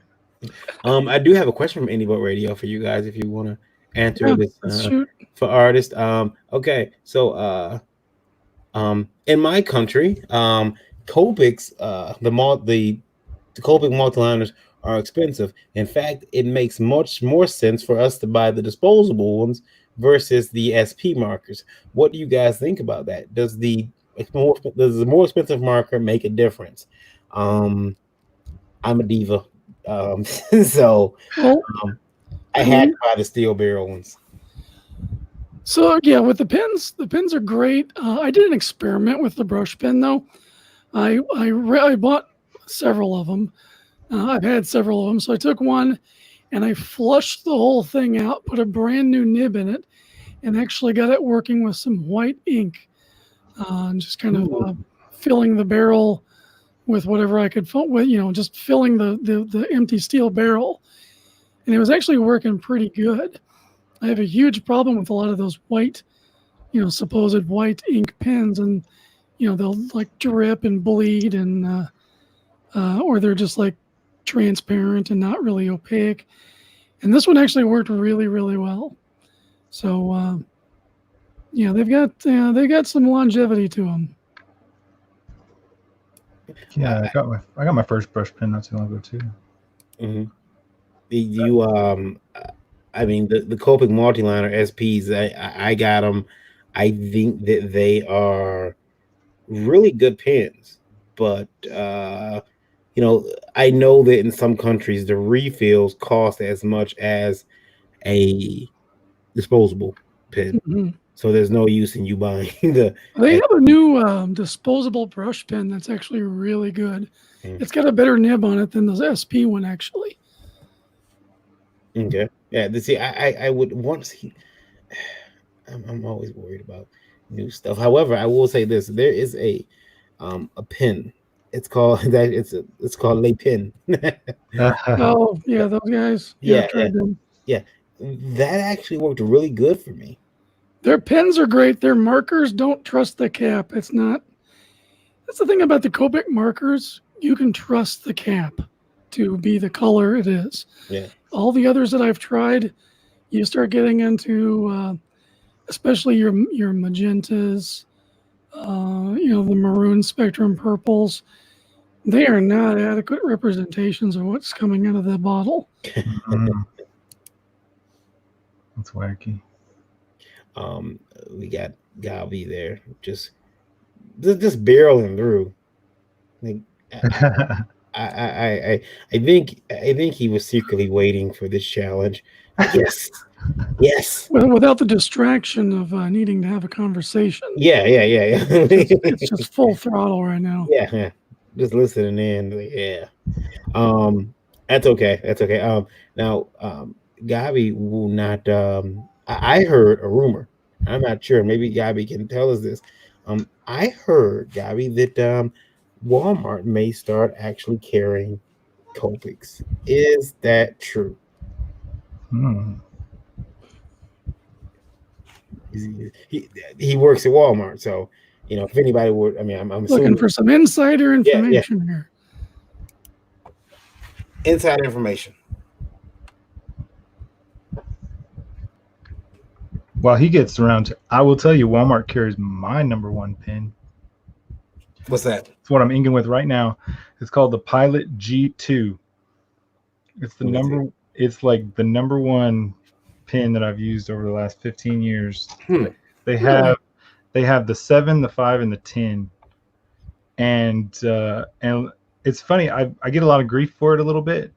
But and I'm sure they're out there, but there's no other pen that I found that whenever I go to erase, where the ink doesn't budge at all, it doesn't fade, and I mean it does not fade at all. The coolest thing about these pens that I found out just last week, after 15 years of using them, was someone was like, "Well, is it archival ink?" And we looked it up, and on the website it says yes, it's 100% archival ink Wow. that's in these things, and they're the more expensive Walmart pen, but I've been using them. Once you get comfortable with them, it's like my favorite thing in the world to use. So for all of your line work on Punchline, you're inking it with a. Every single page, yeah. Wow, that's impressive. Secret. Like boom, that's a bonus fact you didn't know. Yeah, that's pretty cool. I keep wanting to buy it, and I haven't pulled the trigger on that ball pen beauties book that Frank showed it.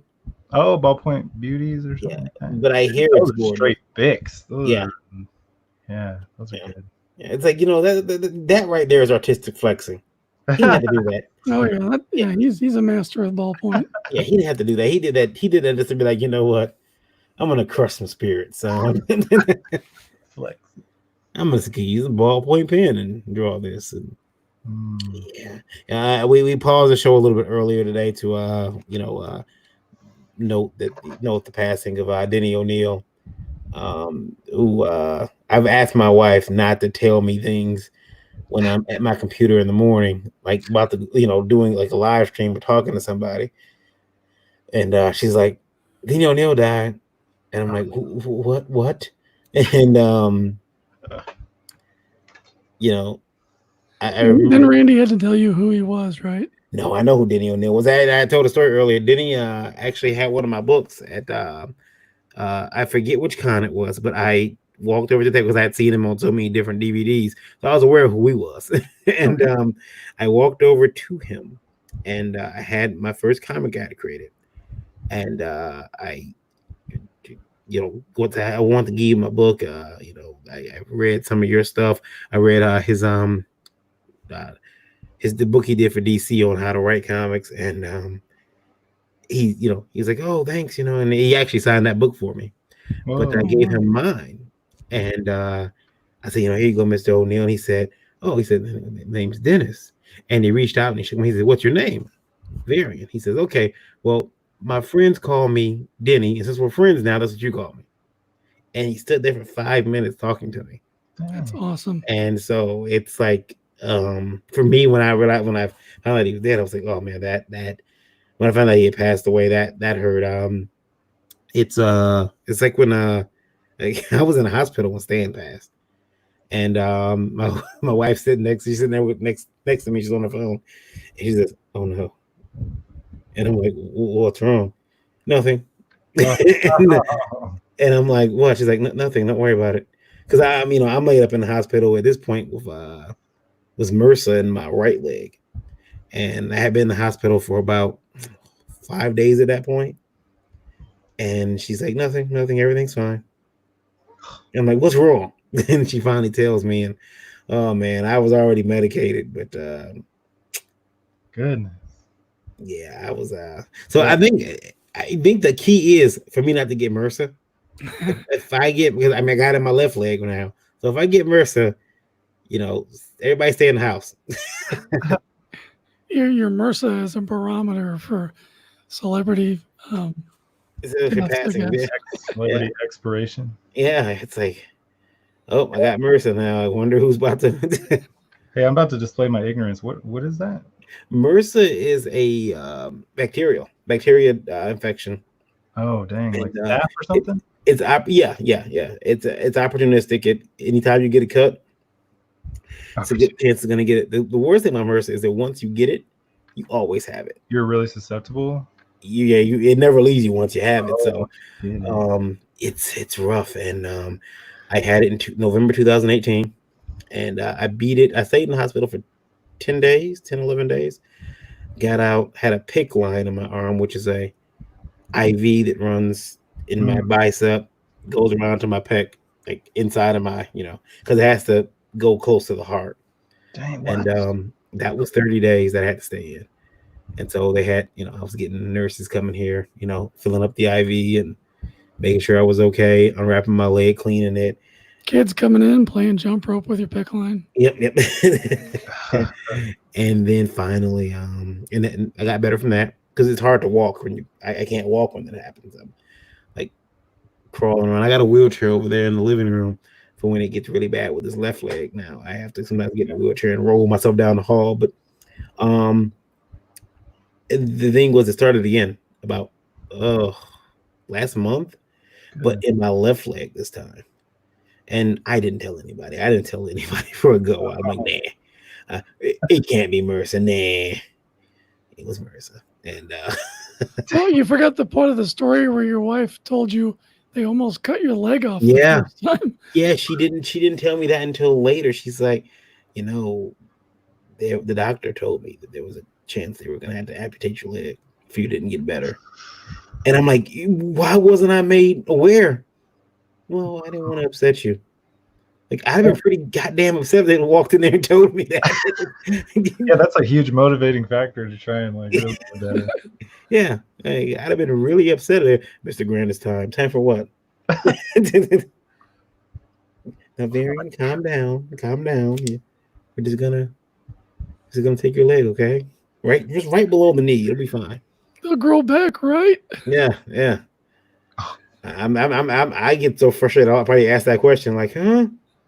Like they can tell me I got like some infectious disease. Is there a cure, Mr. Grant? There's no cure. I don't care. There's got to be. You give it to me if I was the president. That's right. Lily says, I like very inky ballpoint pens and use my finger to smudge and shade certain works to give a grunge look. Lily, I agree, but I'll tell you this. I'm always nervous when I see Jim Lee ink because he uses Kleenex and white out, and it's like, what are you doing? I can't stand Just reckless abandon. Yeah, but Jim, stop! Have you gone crazy? And the piece comes out looking really well. Now, my wife's favorite artist, who isn't me, is J. Scott Campbell, and she loves his work. And I've been trying to, I was told that if you're a really good artist, you can look and tell what somebody inked with. I can't do that, and I still have a hard time trying to figure out what J. Scott Campbell inks with. He's an old school nib guy, as far as I know. Good question. Yeah, I've never heard that. I there's no way I'd ever be able to figure that out. I wonder if and it's not known. He doesn't divulge those type of secrets. I'm not sure if he ever has. I don't believe so, but I mean, it might be something I could just look up. I did just order his art book for my wife, so maybe it's in there. He might, Ooh, yeah, a picture might give him away. Yeah. At his studio desk. Yeah. Look, Pro Quill. Oh crap. I do think that you got to be very careful when you're using brush pens, especially because I had people use brush pens who didn't know what they were doing on my art, and I cried the next day. Oh crap! So you have someone that inks your stuff? Sometimes? I had someone that inked my stuff once, and first and last time. I after that I started going toward people who had done work before. I've been very lucky. I had a piece that I had done get inked by, oh gosh, hold on.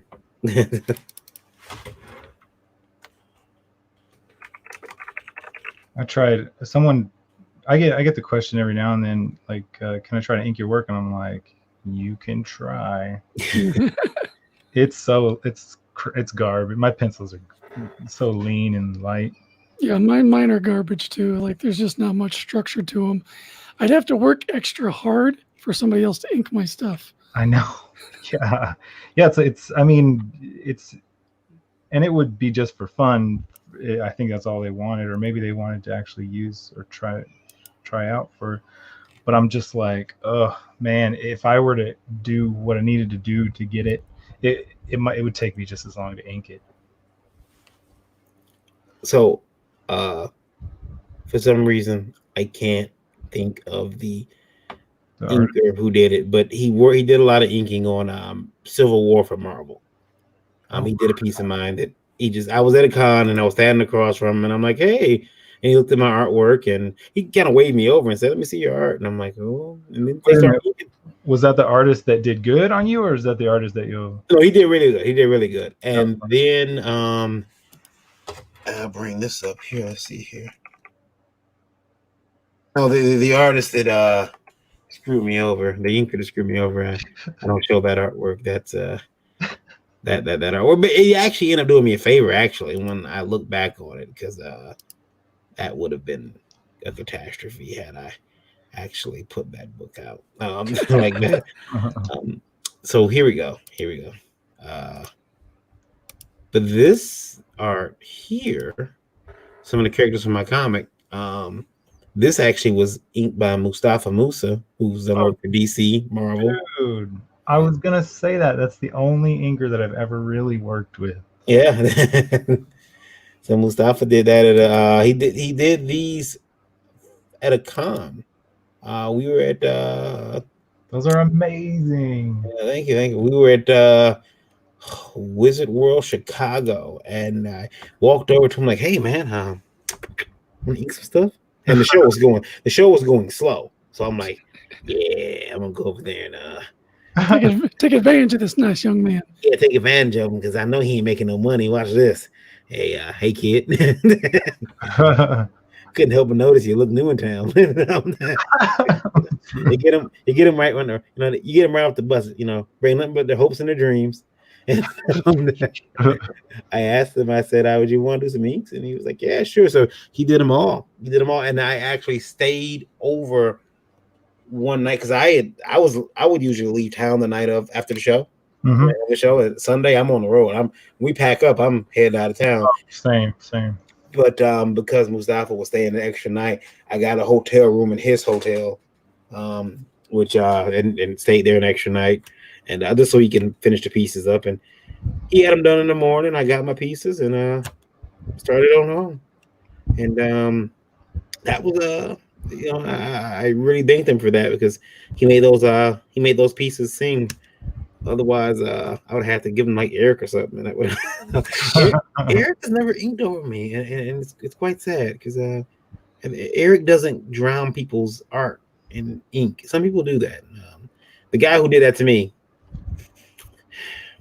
yeah. It was, I wouldn't do it traditionally. I'm too shaky with my crippled up hands to do it traditionally. So, yeah.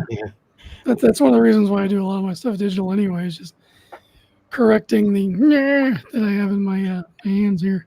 After the show, I'll show you guys what was done to my art. I cried. I won't hold you guys up. I cried. I sat in my office because I was written in office, and I sat in my office and I cried afterwards, like tears. And my mother was like, my mother would come down to the office. She said, "What are you crying about?" I'm like, "Why would they do this?" Wait, so did he ink on the original? Is that what you said? Or on the originals? Yeah. Man, that's unfortunate, dude. Yeah, I was ready to cry. Meredith has a question. Meredith is the lady who did that pop for me. So if you want yourself a pop done, maybe contact Meredith. Wait, pop? Yeah, that she did the pop icon that I had when I take my camera down like this. Oh, cool. Yeah, she did that for me. Nice. Really quick too. So, she says, "What scanner do you use for those ink pages when you're getting ready to send it out?" I'll let Eric jump on that first. But Eric, you do digital mainly, but you have scanned a lot of pages. I know. I had an old HP 11 office thing that I threw down the stairs because it was an HP. It worked for a while and then it didn't. It's the story of everything that has HP on it. I have a Epson Workforce 7510. It's a large format printer. And it I bought it when it was way too much. And I was at Staples and the worker there charmed me. He was very charming. And he charmed me into dropping about it was well over $400. It might have been $500 on that printer, plus like some other stuff for it. And Varian left Staples walking funny after that. yeah. My wallet felt a lot lighter. Tell you that. But it's 11x17 though. You said right? Like it's a big yeah, a little bit bigger than 11x17. But yeah, it's nice. I mean, and it's worked for me. So what I do is I'll scan my artwork, then put in Photoshop, turn it blue, then print out on board. I print out on 11x17 board, right out the same printer. And but I mean, that's what I do. I know everybody has their own different, process. She says, Meredith says, I would do the same with HP, Eric. She didn't like HP either. Yes. Yeah. HP, I don't really like Canon, guys. I gotta be honest. I don't think I've ever laid hands on a Canon.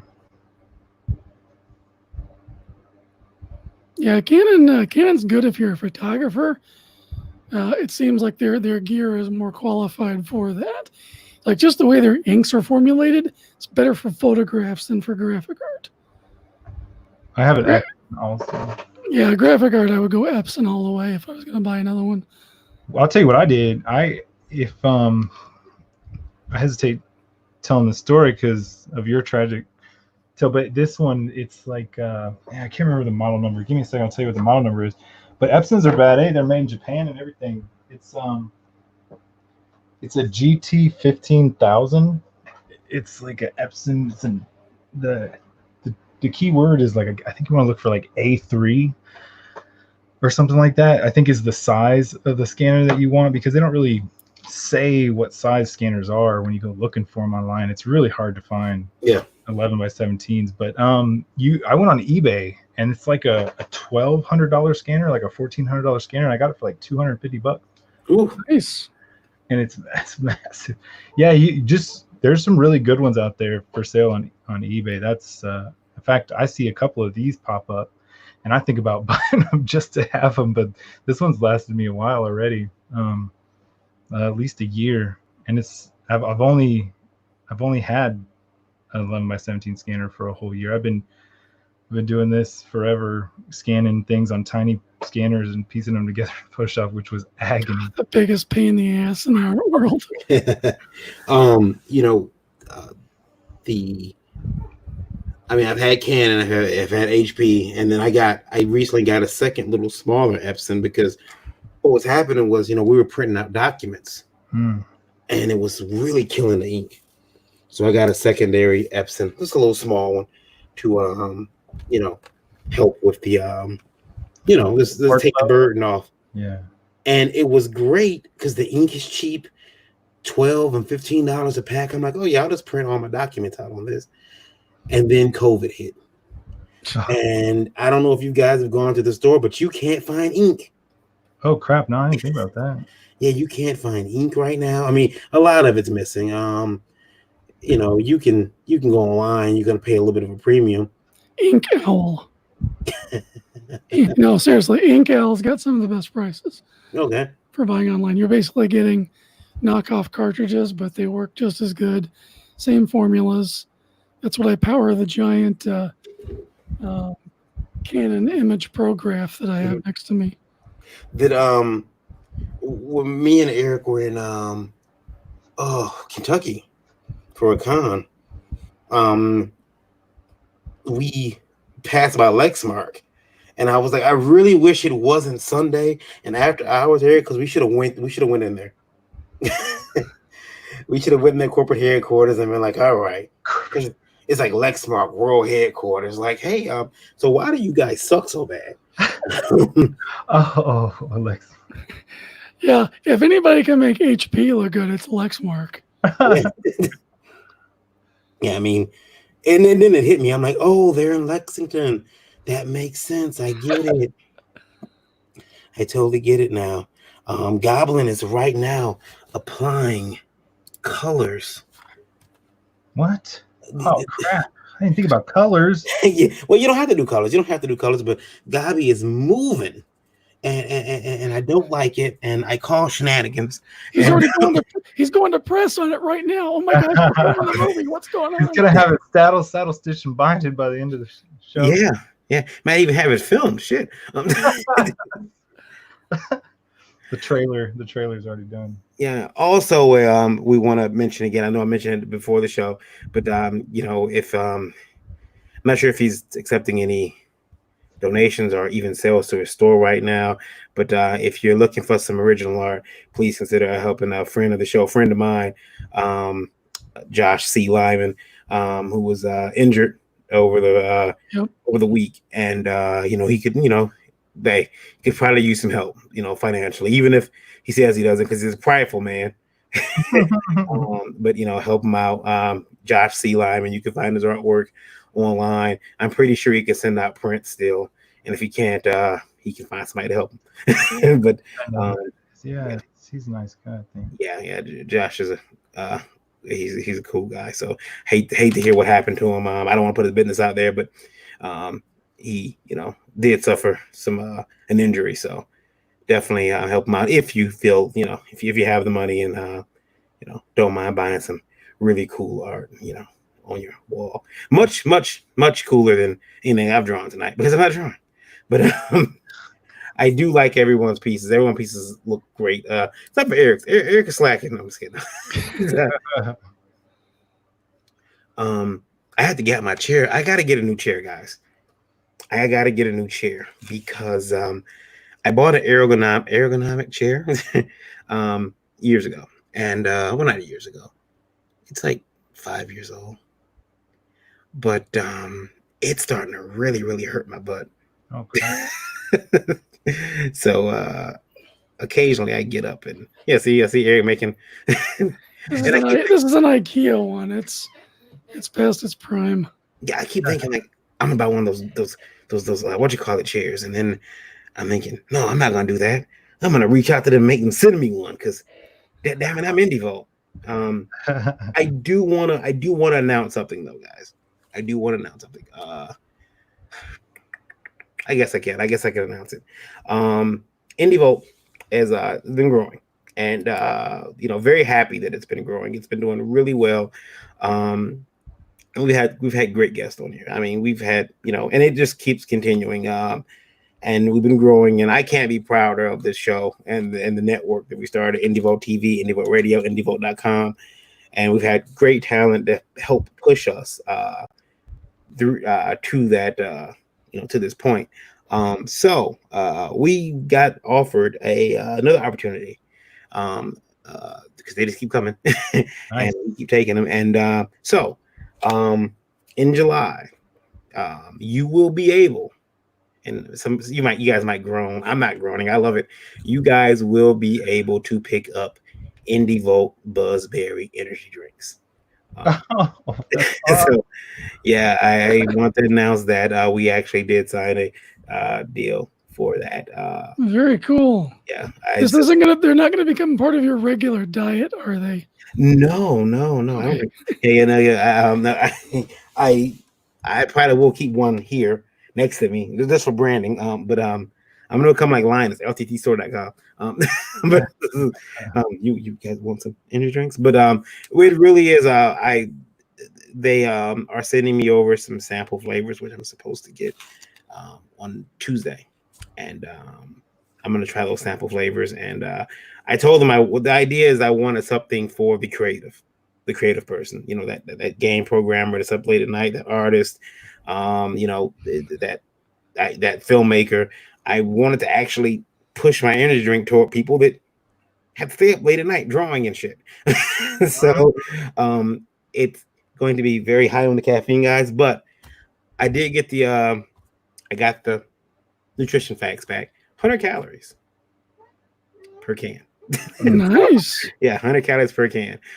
Meredith said there's storms in the area. Gotta sign off. Have a great night. Congratulations on the Buzzberry drinks. Woot, a little vote in the system. Yes, ma'am. I'm gonna steal that slogan, and I won't pay you a dime for it. So thank you. Thank you, Meredith. I'm gonna make sure everyone gets a complimentary can too. And if you guys drink it, tell me how it is. No, I'm gonna try it. But yeah, I actually would you guys like to see the label? Yeah, let's do it. All right. That's wild, man. I did. Did you get to put in any flavor requests, or they just have what they have? They don't really have. Well, they let you put in a flavor request. You kind of say, okay, could you tweak this, tweak that? Eric will tell you, I'm a sugar freak, and I love sugar, and so I didn't want anything that was too sugary. I felt like, Eric will complain, and and then I'll have to hear that. And for those of you who are listening, sugar is killing this man. It makes MRSA worse. Yeah, it does. Yeah, and I'm real bad sugar. Man. Yeah. Anyway, I'm like, oh man, sugar, caffeine. But let me find this logo or the label. Which will be printed on the can. It's going to be actually printed on the can. It's not a sticker or a decal. Nice. What in the heck is going on with my? Hold on, 1 second. All right. What is that? Okay. All right. Okay. 1 second, guys. I gotta. it's all good. But we're really excited about it, and when they get in, I'll make sure I go live and do a live tasting. But what they do is they send me some flavors. They can be sending me some little flavors that they've tweaked and some like little airplane shots, or almost. The way it was explained to me is that they will be. I can open them like cans. They're little small, like 8-ounce cans. Ours will be 12 ounces, but they're gonna send me some little 8-ounce cans to sample, and it's gonna be toward what I have asked them to produce. Like, I want more flavor than some of the crap they'll probably. I like. Me and my wife drink a lot of Rockstar's energy drinks. Yeah. I like Rockstar, but I love Nas. Have you had the energy drink at all? Nas energy drink? I've never. Yeah. non-energy drink I think is delicious. I love that one more than the like Rockstar. And my wife hates that because she's like, "No, you have to go find something different." Now look, now we got it. But yes, let me put the image up here for you. So Eric's gonna probably diss the image. She'll send me a message tonight like that. You're not going to the press for that, are you? And so this hasn't gone to press yet, but it will, unless Eric like makes it feel subconscious about it. So here it is, guys. There is the Buzzberry can logo. Oh, Nice. No, that looks good. yeah. So we will have that. It will probably, I'm thinking July. It's The one thing I'd like to see is a thicker outline around the whole character. Just because your main INDIEVOLT logo is so heavy lined that it stands out the most of everything. So a little more balance on the line thickness with everything else. Maybe a would, white outline around her. Yeah, white outline would definitely make her pop. Okay. But just something to balance it out because the Volt logo is just so heavy on the page. Okay. I really like the INDIEVOLT logo. I think that'll stand out a lot on a can. Yeah, I can't wait to get them, and then we'll have them available for purchase on the site, and obviously, I'm hoping that people do like them. Another heavy box to unload going to cons.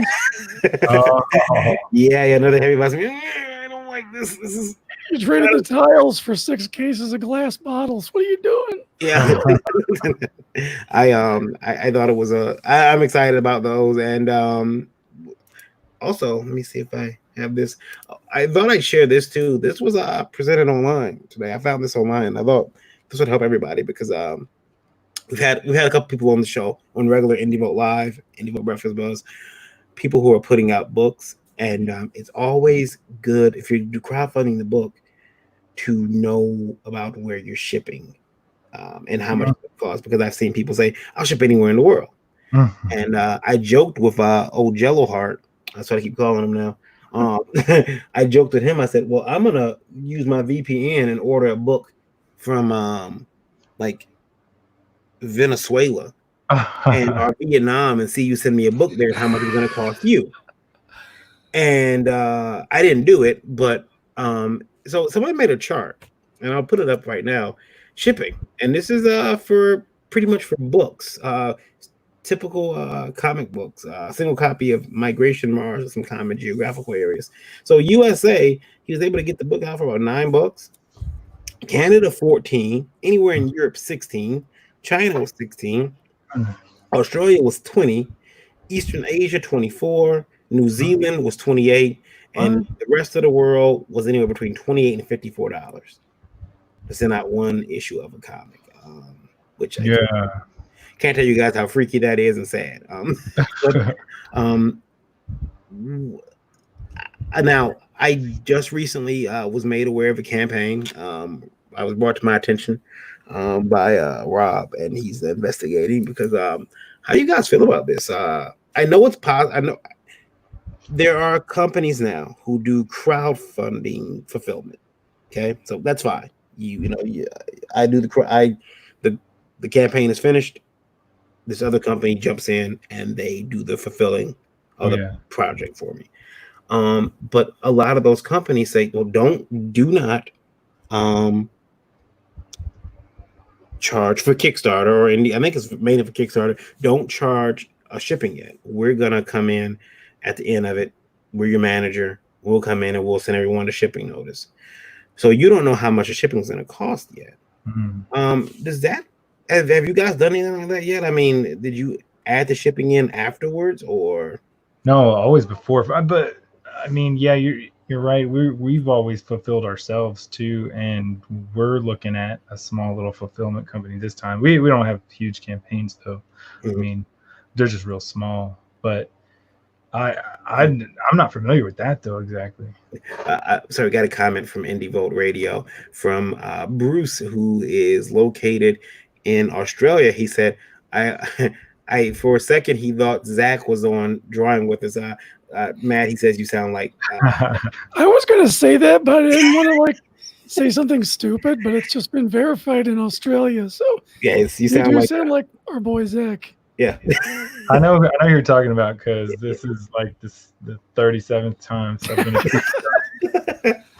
Yeah, we're gonna bring you on and say, hey Zach, you got a cough though. You got wait. Yeah.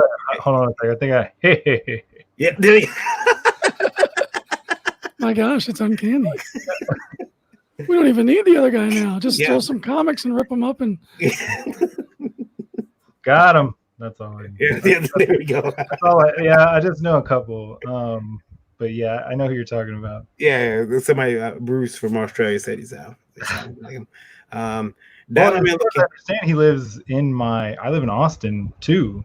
So Okay. someone was like, "Yeah, this is ridiculous." it's possible that Matt is moonlighting. Anderson said, Rob Anderson says, Down Man looking good. Yeah, he does look good. He's everyone's like blowing the challenge away from me. Very hard for people to vote tonight. And let's see here. IndieVolt Radio. Seth got a question for you from IndieVolt Radio. I don't know if you can we hear you yet? Let's see.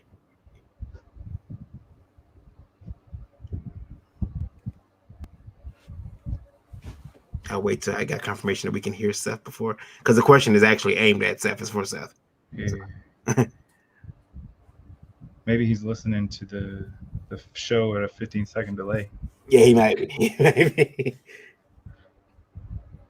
He's using paint now, watercolors. It looks like. Mhm. I despised you. Yeah. Can you hear me now? We can. Yes. Oh, okay. Okay. Seth, and this is from Madison, who is also in the UK. And she says that last week on the show, you had said that you had mentioned that you had transitioned. Have you found it harder now in the industry or easier since you transitioned over from? I haven't really noticed much of a difference, really. I mean, I do notice that I don't get confused for the other guy at the table next to me whenever my roommates or table partners say, "Oh yeah, he's the artist," and they point to me, and everybody assumes it's the guy next to me at the next table. You just take his money. That's all. Yeah, but I don't know. I really didn't notice much of a difference. But I'd already been more or less socially transitioned around the time that I started getting into comic book conventions and stuff. Yeah. So I didn't actually start the medical transition. I've only been in medical transition for about 3 years now. Yeah, because I remember the first time I met you, you had like 5 names. Yeah, I'm still trying to figure myself out on a professional level, though. So I'm just glad to just like Seth now. That's all. Seth. That's it. We're done. Yeah. Which now every time I say Seth, the next word in my mouth is usually Rollins. So you need to go ahead and change the last name to Rollins so we can make it complete. And being a wrestling fan, I'm like, Seth.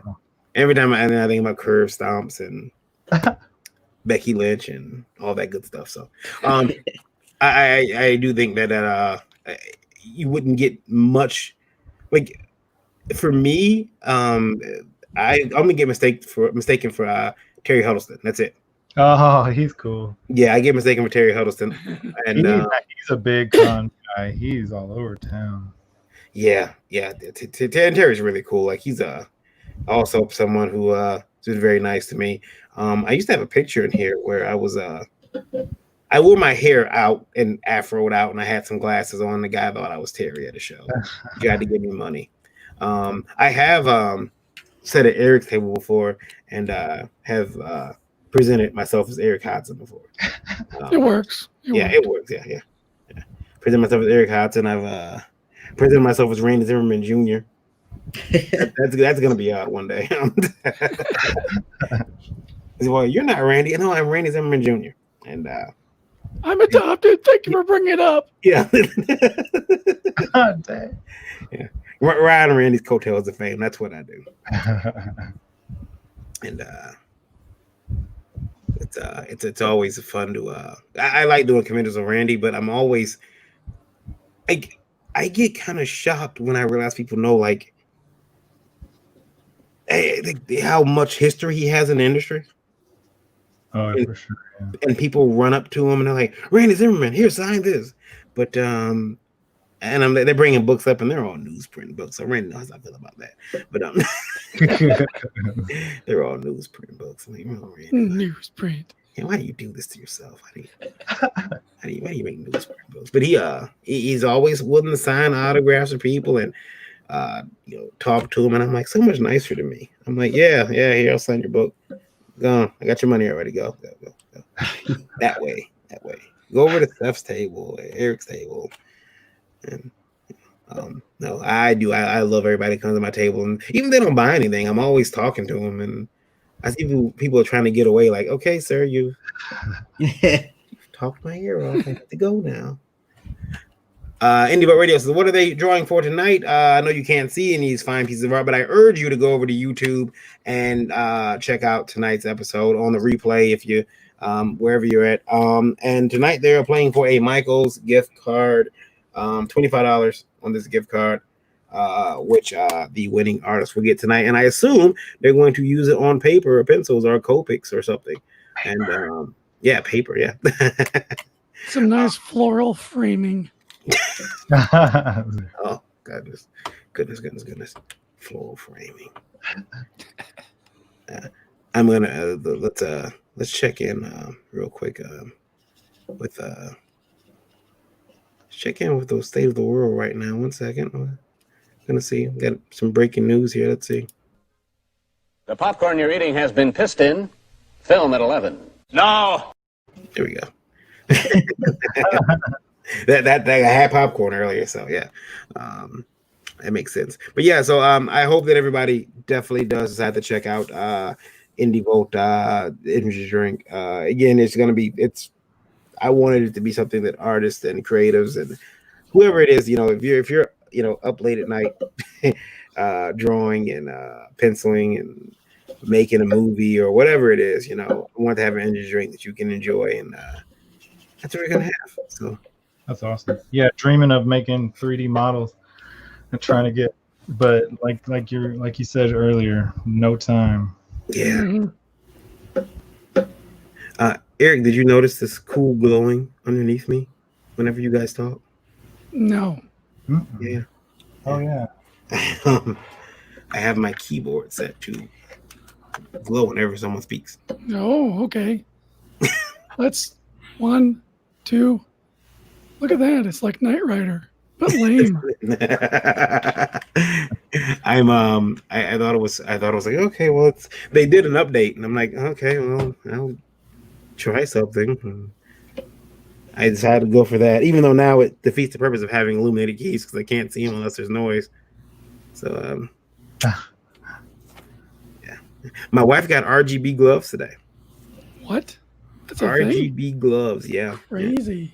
She also wants an RGB computer chair, but it's sold out everywhere. And you can't even see the price because it's sold out. So that means... Wait, is that a brand name? What is that? Is that RGB is that computer lighting.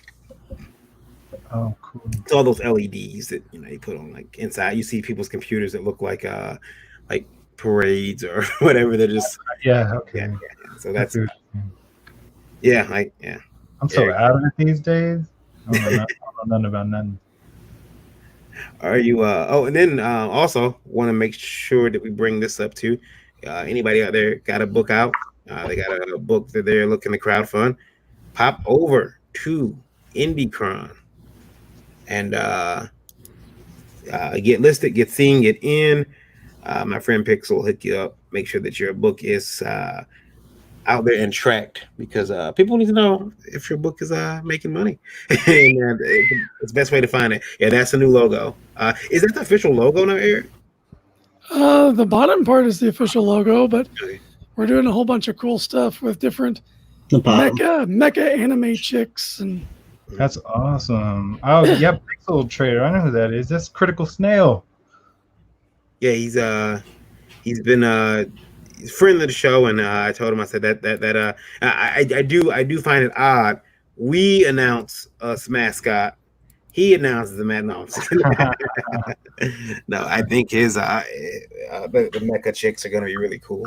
And I'm working on one right now where it's a mecha anime girl fighting a whole bunch of giant robots. okay, So I'm gonna have her like, she's gonna be well, provided he approves the sketch, but be like this giant robot down to below, and I imagine the logo can go below the robot, and then she'll be on its back, like with her legs around the back of its neck, pulling wires out like this. Oh, yeah. Like it'll have like this blank expression on it, and there'll be another one behind getting ready to jump her. So it should be kind of cool. I believe I'm being summoned. 1 second, sirs. 1 second. That's a great idea. But yeah, they've been fun. He's got plenty of cool ideas. So we'll play around with it. Now, say you do rock those pilot pens. That's looking nice. Yeah, I'm going way too slow. Pulp Fiction? Well, I was gonna do a pop fiction. I was thinking about doing punch fiction or pop fiction, but since he said popcorn themed, I just went in with pop fiction. I'm gonna finish off the letters up here in a minute. Although it should be an alternate cover for you, and you should do a punch fiction. I think you're that'd be hilarious. Right. Yeah. Well, it was between Pulp Fiction parody or Fear and Loathing in Las Vegas. Oh, that'd have been awesome. Yeah, but there was just a big wacky head smoking on a little pipe. Yeah, you'd have to really cut loose on that one. No body of any kind. It was so delusional. Now, Goblin, you decided this week to go with watercolors. What was the looks like that watercolor paint, right? Yeah. What made you decide to do that this week? Because normally you bring out the Copics, you bring out the Prismacolors. I do a little bit of all, but just trying to get as much surface covered as possible without running markers dry. So doing a little bit of everything. I think I'm gonna throw a little a Volt energy drink, a little 8-ounce can in here. Nice. Yeah, that'd be pretty cool. Thank you. Let me see if I can pull up that. I'll tell you guys, I was a little upset. I'll show you guys. I'll show you this, and I've gotten.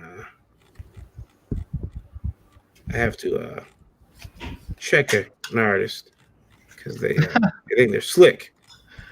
Where is it at? I've been checking artists left and right, but this particular artist. Yeah, there it is. Hold on. I'm putting this artist on blast right now. I've never seen such a that Thomas the Train means that Thomas never seen such bullshit. Well, I'm gonna upload some pictures, and I want this artist. This is a scene. It's a little skit on the Kanye West CD. He is not one of us. I went to his office. His office is organized. I want to bring to the floor the office of one Goblin Grimm. That's right. I got your photos. I'm gonna put them up right now. I want everybody to see this. Look at this. Look at this. Look at this. Oh my lord. Look at the organization. Is that all 360 coats? Is that how many? No, it's a mix. I got all sorts of markers. I probably only got about 200 Copics, but there's Prismacolor, there's Touch.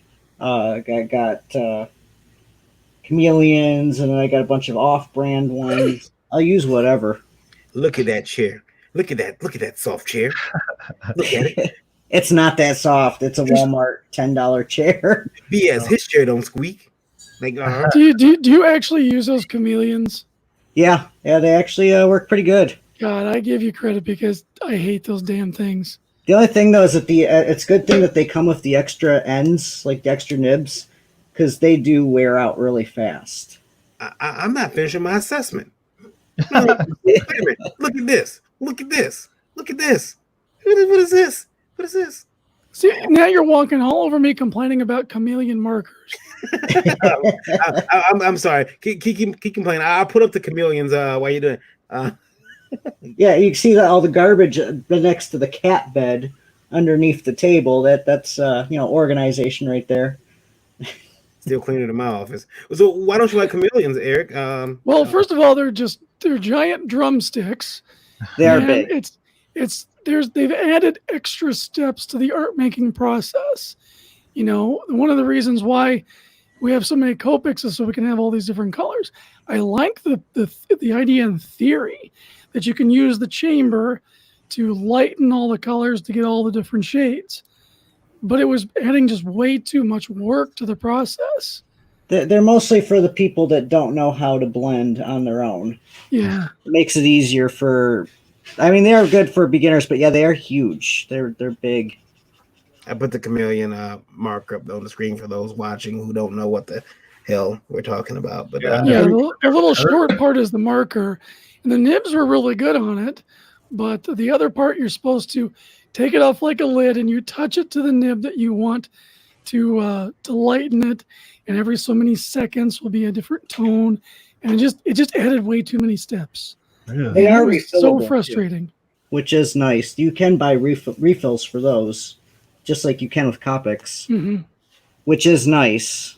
Yeah. I think that I don't know. The organization of your office bothers me, and I don't like it. So I don't understand why you have everything like your markers all on the wall like that, and why not just have them in a drawer where you can dig through and.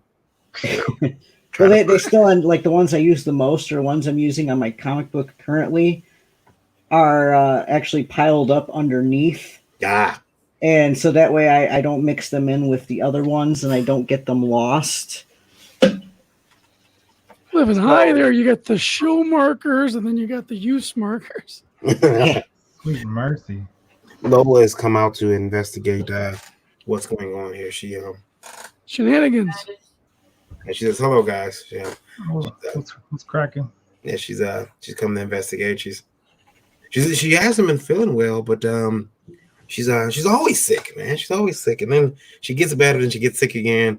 I'm tired of it. I'm like, just pick what you're gonna do. Yeah, well, you guys are constantly just eating bowls of sugar when I go over there. So, what do you expect? What's wrong with that?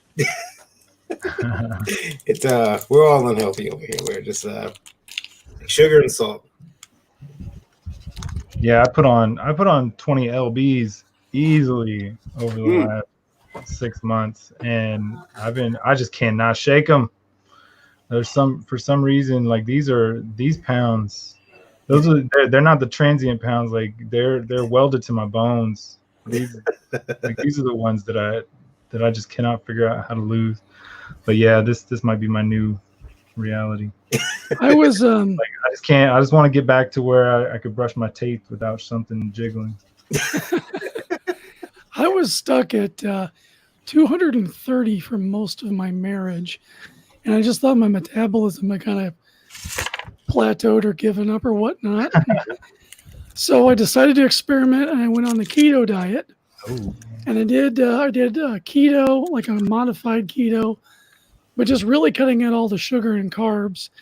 To help with the sugar, I tried a product called Sweet Defeat, which actually works whenever you get a craving for something sugary. You let it dissolve in your tongue, and then if you try to eat something sugary, you won't taste it, so it just tastes like crap. I don't like that. Which is really, really a benefit to wanting to give it up. And then... oh, wait. That's Sweet Defeat. Eric gave me one of them. What he's not telling you is that the shit you you don't want sugar. Everything tastes horrible for hours.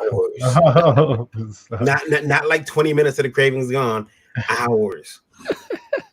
That's highly less effective. I can't live like that. Yeah, your expression when you tried it was priceless. It was like you were trying water for the first time. Dang, that's which is pretty accurate sometimes. I don't drink a lot of water. Things piss in that, man. but anyway, so on this keto diet and trying to do more, basically we were lied to with the food pyramid. That's a complete scam. you really need to turn it upside down, have more healthy meats, fats, and vegetables. Your minimum intake of sugar should be in fruits and hardly any carbs whatsoever. And if you do that, your body's metabolism will rebalance and your body will go to the weight that it wants to be. So ever since I did that, my metabolism changed. I dropped 1 gene size down to a 36, and I've been able to go back to kind of semi-normal eating habits. And we just had pizza for dinner tonight, and not put on the extra weight again. And I don't crave sugar like I used to. I'll still have it once in a while. I'll still have chocolate, but it's just like a little bit, and I'm fine. I don't need to like eat a case of Snickers like I used to. So you just got to get past the angry phase of keto, and you're through the other side of the looking glass. Dang. But I'm at 196 now, and I've been there consistently for the last few months, and I couldn't be happier. 196 from two, at least almost 40 pounds. Yep. That's glorious. I don't know if I'll ever. It can be done. I believe in you. See, you don't understand. Now, all through high school, I was itty bitty. 4'8" in 12th grade. 4'8", like 87, 89 pounds. I was an itty bitty kid. And so you're still 4'8". Yeah. I'm still pretty short. But I've gotten bigger. And I don't know where the weight's gone. I don't know where the weight. I look at the scale and I'm like, that can't be possible. I don't feel that big.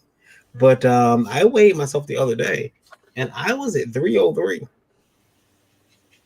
And I was like, me? Like, dang, yeah. No, I was up there a long time ago, and then I was able to lose it. Like my brother did the keto thing. Mm-hmm. He lost like 180 pounds already. Ooh. He was 4 something, and he's down, but he's kind of stuck right now. But I don't know. There's just certain things he doesn't want to give up. But I mean, keto's serious already as it is, in my opinion. And then my buddy, he's doing the intermittent fasting. Fasting, yeah, that's good for you. The key to doing that is to spend most of your fasting hours asleep. Yeah. So yeah, whenever I need to, whenever my digestion's not doing so well, I'll do some intermittent fasting, and I'll usually I spend most of the time asleep. So I won't eat any. My first meal will be like at noon or 1, and then I can eat until about 8, and I stop eating until noon or 1 the next day. Gotcha. Dang.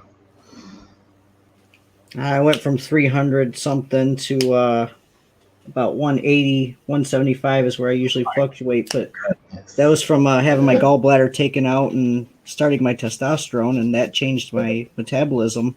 Yeah. Oh, see, I don't know. Maybe I'll just stay fat. How about that? I am happy whenever whenever I'm gorging, I really get into that freaking honey roasted peanut butter these days, and I just freaking pick up those treats, man. I can't lay off those treats. And my kids, I try to use them as bargaining or bribery things because I have them all day, every day now, and I need some bargaining tools to work with so they don't tear the house up or just so they don't act right. But, yeah, it's just having them there. Anyways. So, okay, kids, chocolate cake for breakfast again. Sure with that. It's got eggs in it and flour. No eggs. Oh, no eggs. Eggs. Wait, is that a keto thing? No eggs? No, you can eat all eggs all day. In fact, most of your food is made from eggs on keto. So Lola got told that she has to lose weight now. Now she's got a lot of medical things wrong with her. But one of the things is, I joke about it with her all the time, is that she's got I can't think of the name, I can't say it, but a disease where her bust just keeps growing every year. And so I have to buy bras, which is Oh yeah, it's true. expensive. Like you think it's a great problem to have. Like, yeah, everybody's gonna keep Oh growing. yeah, I've never heard of that condition. Yeah, for her it sucks, but for me, I'm like, yeah. But, the other thing is that, but now she has to lose all this weight, and the doctor's like, yeah, and you need to drop back because you're gonna get diabetes and everything. And she's smaller than me, but so now she's on eating this horrible stuff. And I put it up on the camera here. Well, I don't know if it's horrible. We'll never get them as a sponsor now, but what is this? Evil. Yeah, it says according to me, it says evil. Evil. Those aren't bad. Margaret's ate those before. Portobello and goat cheese ravioli. Ugh, goat cheese. Everyone's like, ugh. So she's gonna eat that, and nothing artificial. So it's all, But I'm gonna have cake for breakfast tomorrow morning. I just got reminded that it does have eggs in it. So yeah, speaking of eggs, man, that's one of mine. That's what I think really set me on the back because I got real into what's it called, French toast. Man, I started tearing through some French toast the last 2 months, and that messed me up. Yeah, French toast is really good, especially if you get like a nice French bread, let it dry out overnight. Oh, dang. that's fancy. All about Aunt Jemima's. That's all it is. Oh, so you're buying the pre-made stuff? Butter rich. Yeah, that'll kill you. Yeah, my DVT blood clot is screaming at me right now. Well, I'm gonna die happy, not healthy. I've not met one person who died healthy.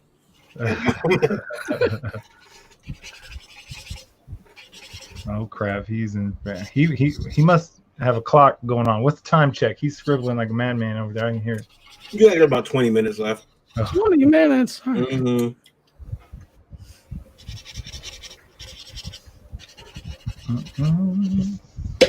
As I polish our barbecue ribs that were handed to me, I'm gonna go to everybody's art. Let's see here. Matthew Weldon's. I gotta do my text up there. He wins just for that pose. She's looking good. Yeah. Lola's gonna try to buy this from him. I know she is. Oh, That's how she is. She's like, that piece is cool. I'll buy it. there you go. There it is. Yeah. You see it? Here she comes. Here she comes. The Pulp Fiction pose. A punchline. That's cute. It's cute. You got that it's cute. So Nice. I will take it. Dreaded dinosaur with the hey, there I am. There, that's always cool. Me being there. Eric, and speaking of which, guys, someone wrote in from IndieVolt Radio. What do we do? What do you guys do with the art that isn't picked up? Do you turn it into cards? Do you turn it into Eric? You can turn yours into cards easily. I could, but typically this stuff's not enough time is gone into it to make a production quality for me. Mm-hmm. So if it, like for the example for this, if we ever get the Last Call Comics Dinosaur Man project off the ground, this might be a good sketch for developing the cover art for it later. Yeah. Oh yeah, for sure. Garbage in there doing colors down. I love what both of y'all are doing. Now, Gavin, what made you pick the end game? I just typed in movie posters and it was the first one that popped up. Science. Yeah, I figured it was pre-recognizable, so. Let me see. I was like, yeah, I can see that. When I looked at the pose, I'm like, wait a minute, that's is that Cap in that pose? Yeah. Yeah. And Black Widow, Iron Man, Thanos, and I kind of threw Dick over here in kind of more of the Thor, where Thor's at. Mm-hmm. Let me see here. I'm gonna go down here again. Take a look at Eric's. Mr. Eric Hodgson. Stressing out right now, trying to figure out those colors. He'll put it together. And Matt is doing in. Wonderful text, which he does by hand. I do like playing with a little bit of text sometimes when there's extra space, and this was like right up my alley. That text is like my way of kind of cheating whenever I have like an unbalanced drawing or something like that. Try and throw in some letters. Let's see here. In the comments, I'm down to 286 from 300, says Luke Stone. Hey, all Yeah, right. that's really nice. Yeah, let's start. 11 more to hit my 2020 end of year goal. Well, I mean, I don't know if I can. I didn't have to exercise. I got an exercise bike, but it doesn't go anywhere. Just get on it and just pedal, and just so defeatist. Gotta get you one of them Pelotons. Oh, snap. What the hell is that? Ain't nobody can afford those. Yeah, how expensive are those? They're just real fancy. It's more like a fad than anything as far It's as like a I'm concerned. Maserati of exercise bikes. But you get this cool screen on it that takes you to all these exotic locations and everything. You do the can same thing with ride. YouTube. There's like a network, and you can ride with other people. Yeah, that's the coolest part. You hook it up to the internet and you can compete with other people. Didn't Mike Lowry have one of those Bad Boys 3 he was running on? I mean, Mike Lowry would have one because he's Mike Lowry, but Luke Stone losing weight. He's already a specimen. Luke's got a picture. He's looking off camera. Looks so damn dreamy. I don't know what it makes you feel. I don't like it at all. Let's see here. INDIEVOLT Radio. Okay. So I think we answered the question before, but Matthew and I don't think Goblin were on here. How long do you guys spend at the table a day drawing? Ooh, at least well, when I do draw, at least 8 to 10 hours. Mhm. I take some days off. Yeah, I took yesterday off and just played Call of Duty all day on Xbox. Call of Duty. I haven't played. I only played the first one, man. I still have so many games that are still in the wrapper from my PlayStation 3. Dang. They may be worth some money now. I wonder what I got in there. You know, I buy too many PS3 games, and I bought too many, and I think we have over 300 PS3 games, Wow. and we're never gonna play these, so I'm just gonna give them to the kid. I'm just gonna give them. I am getting that PS5 though. I don't care what anybody says. Yeah, when's that coming out? This year, they said pre-sales are probably going to start in July. Hoping that I had a guy on Thursday morning wrote in. He said that he was really mad with us. He's from Australia. He's mad with us Americans. He said he's reached out to several Americans, American comic book creators, about making video games based on their characters. And he said he needs and he said everyone is kind of like played with him. They're like, oh, well, I don't think that I can do that. And he says he wants $3,000 to start. So If I had the $3,000, I'd hire him because it's a lot easier than learning Python. yeah. Wait, I So don't understand. What's he asking for? He's a writer? he's a video game designer. Oh, he's a video. Yeah. So $3,000 to start, but he said you can come up with a budget, and I'm like, well, yeah, I mean, but he was really upset. But I've actually contacted him since then, and I'm trying to get him on the show so we can talk to him about what he does, and maybe somebody who is wanting to hire. Maybe some gamers can go in, or some designers can go in together, and maybe get a fighting game started, huh? I freaking love Down, totally down for any of that. Now we're talking. I've been trying to learn the Godot gaming engine, which the Godot scripting is like Python, and I think in the new version they're actually going to just support all of Python language, which isn't hard, but it's a completely different skill set that you have to foster. And again, just like 3D modeling with ZBrush, it takes time. And then if you don't do it for a while, those skills fade, you get rusty, and you got to spend more time getting back up to speed so you can get back into production level. Yeah. So true. So these guys are competing tonight for a $25 Michael's gift card. what they're competing for tonight. We're gonna put the straw poll in the chat in about 3 minutes. They got about another 10 minutes to finish, but so they are working hard, and this is what they're playing for. This goes in the mail, maybe even tonight. I might walk into the mailbox tonight, drop it in the mail. Want to make sure these guys get it and get a chance to go to Michael's and get something for my mom. Yeah, because it's Michael's. Come on. There was between Michael's and Joanne's. So, Joanne. Yeah, it was like get you some sewing templates. Yeah. I was like, maybe I'll get there was the possibility of getting our Chick-fil-A, but Lola said everyone doesn't have a Chick-fil-A, and I'm like, nope. Yeah, right. So my pregnant wife would have kicked me on the stream if I hadn't been here already. Like, you better produce that Chick-fil-A. She's pregnant with number 4 right now. Ooh, congratulations. Wow, that's awesome. Yeah, whatever she wants. Pregnant with number 4. Boy or girl, do you know yet? We don't know yet, but I have a feeling that it's going to be a girl. I mean, that'd be sweet if it's a girl because I have 2 boys and 1 girl already, so I need to even out the ranks. Yeah. I'm weird. I want a little girl. I freaking love my little girl. Like, she was my first one.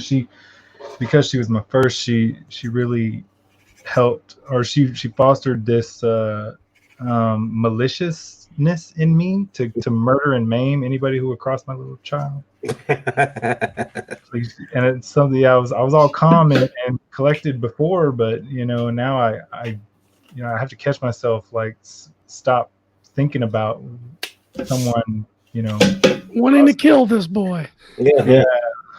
Anyway, having a little boy is weird because I'm seeing, like, you see little glimpses of stuff that you did as a kid, and I'm like, but then I was like, I couldn't have been that bad. Like, listen here, you little asshole. Yeah, exactly. I know what you're doing. Yeah, I did it myself. I will hurt you. And but he has his thing.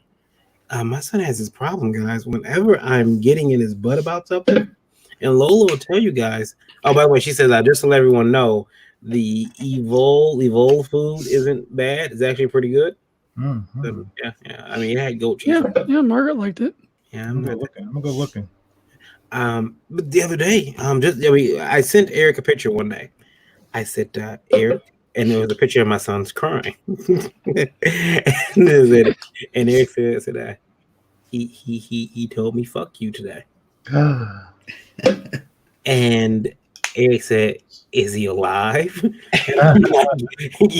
Yeah, and Eric's like, why? But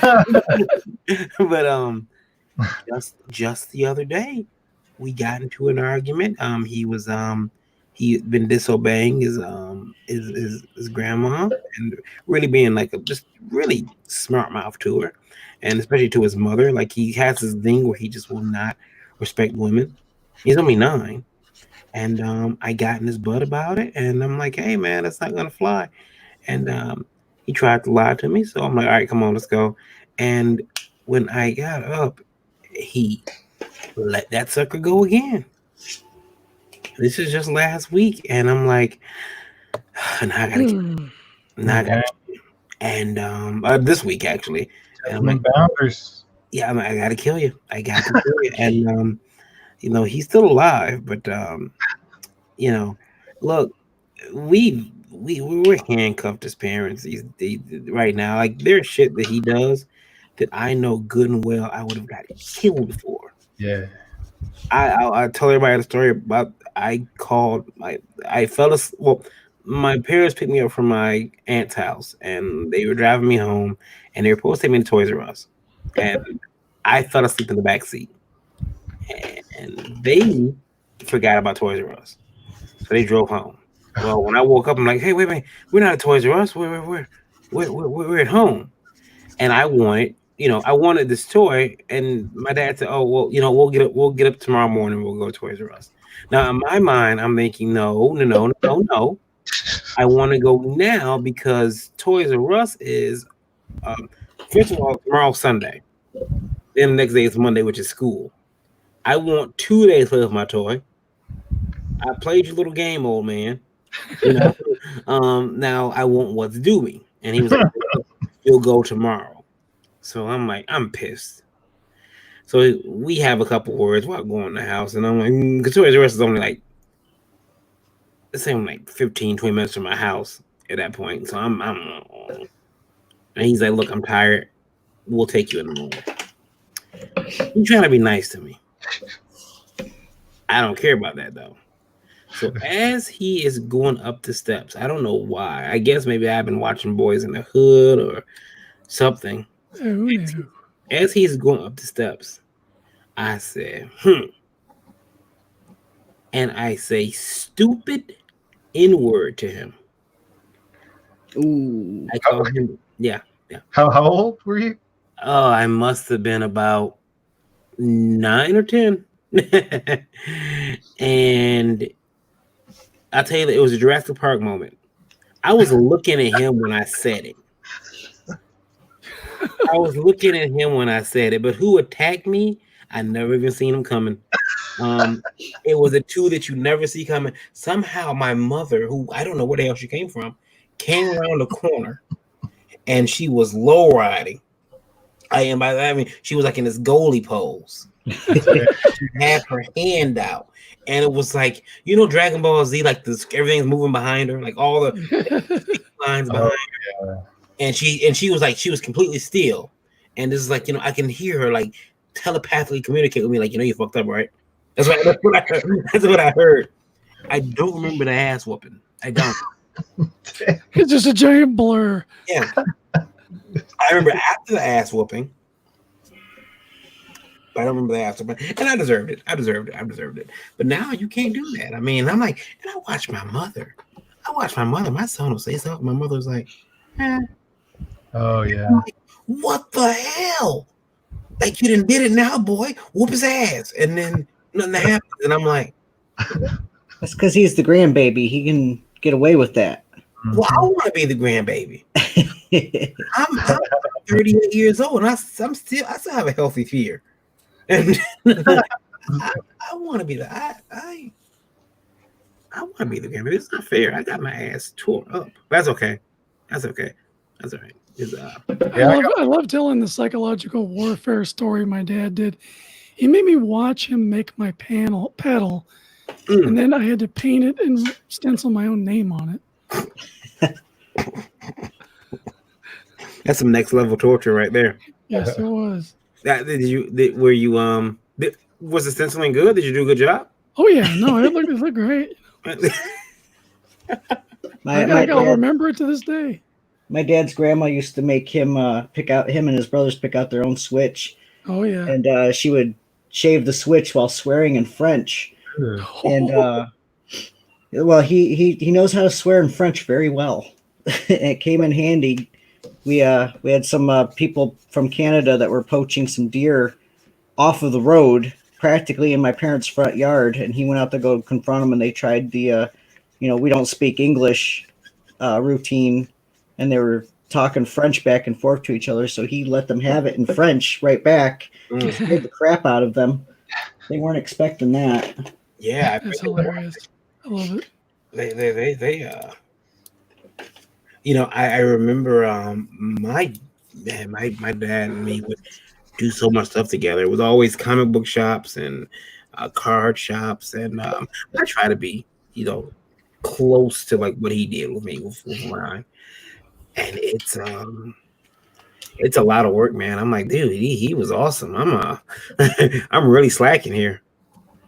Yeah, no, it's weird. Like, it's some of the best times I've had, and some of the hardest times, though, at the same time, where I'm starting to take some of my kids to conventions, and being like 4 and 6 years old, I sometimes will take both of them, and it's real sweet, like to have them behind the table, make sure that I charge some of the things, but yeah, like having them go to school and having them home full time now is a whole nother world. I had no idea.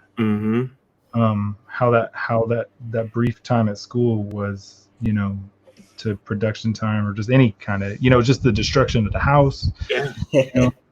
You start wondering, like, hey, is my kid? And is it my kid? Is he? Like, we had to go today and drop off school stuff, school books and everything, and it was pretty much it. And they're like, here's some packets and some work. I'm like, look, I did your job for 3 months. That's it. That's what I'm saying. Yeah. There's no homeschool. There's no summer school. I'm taking a vacation, lady. I'm doing. And they, it was rough, man. It was a rough couple 3 months. I was worried. I'm like, to see exactly if they're gonna. I don't see them holding anybody back. Yeah. They No, better not not at all. anyway, because they can't expect everyone in the freaking country to become homeschoolers all at once. you know what? There are some. Let me tell you something. There are some dumbass graduates this year. I'm concerned. I think the 20 class of 2020, those seniors, they might have skated, man. Yeah, that's They true. might have skated past. Everyone, I put the vote link in the chat, so you can go over there and vote. If you're watching, pop over to YouTube, pop over to Facebook, pop over to the iNDIEVOLT Twitch, and check it out. The straw poll, vote for your favorite. They still got a couple minutes to finish this up, but we're putting it there now, so you can go ahead and start voting. Make sure whoever you vote for, make sure to vote for the person that you want to see take home that Michael's $25 gift card we're giving away. Oh, it's getting real now. It Yeah. just got real. The atmosphere just thickened. Yeah, I was it's funny. I've known so many people. I was a couple years ago. I think you guys remember the Ouya? Oh yeah, the No. little failed video game device. Yeah, they had actually partnered with me, and we gave away 2 Ouyas. Not here on iNDIEVOLT, with my comic company, Last Call Comics. We gave away 2 Ouyas, I'm Susan. What's her last name? Oh crap, I can't think of her last name right now. But she was very nice, and she contacted me on Facebook. I reached out to them, and she sent me 2 Ouyas to give away at Comic-Con, and that was pretty cool. That was pretty cool. And I was like, why are they around today? Just send me some stuff. So I can give it away to people. I do like doing that. We're gonna also return to giving out some free comics again too. Very soon. We need some sort of international thing. Did you look at that link for international radio sponsorships? I did. I looked at that, and I'm waiting for a call back. But I think because of the shutdown all over the world, they've been. Yeah, we gotta have some way of rewarding our internet radio listeners in all those wonderful countries like Japan, UK, Germany, Australia. We gotta figure something out for them. Yeah, we'll definitely get something together for them. I would like to also have them give them some type of I think it's something extra, something that they, for listening as diligently as they do. That number right now actually up to 24,637 people listening. So thank you guys, appreciate it. You guys are awesome.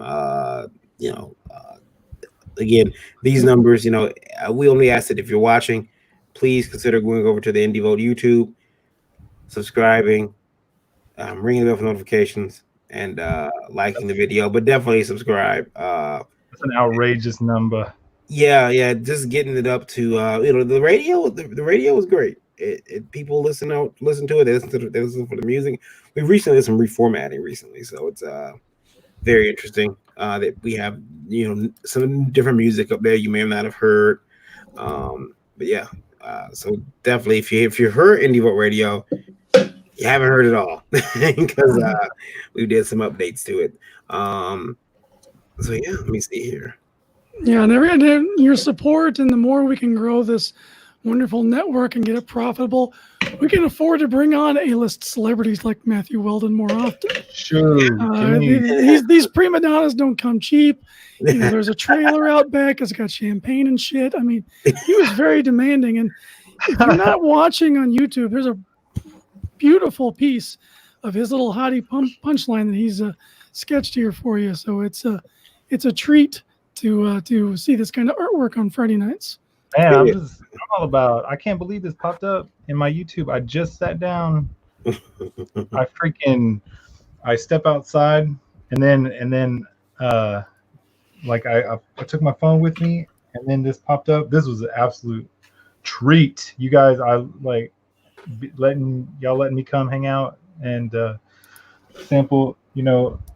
The friendship and all the wacky topics of the night. That's what I was looking for. Just some freaking wacky good time. Yeah, it was great having you. And of course, now the winner can't come back for 30 days because you guys win. How But often do y'all do this? Every week? Or yeah, every Friday. We try to do it every Friday. There's been a couple times where we had to take a Friday off just because people weren't available. But so if you don't win, but I am thinking about having a winner show where all the winners get together. People have won in the past, and I make them draw off again. So like a Jeopardy edition winner. Yeah. Nice. and that's in the future. I'm hoping to do that pretty soon. Get everybody together who's won, and force them to draw off and laugh at them as they fight and ridicule each other online.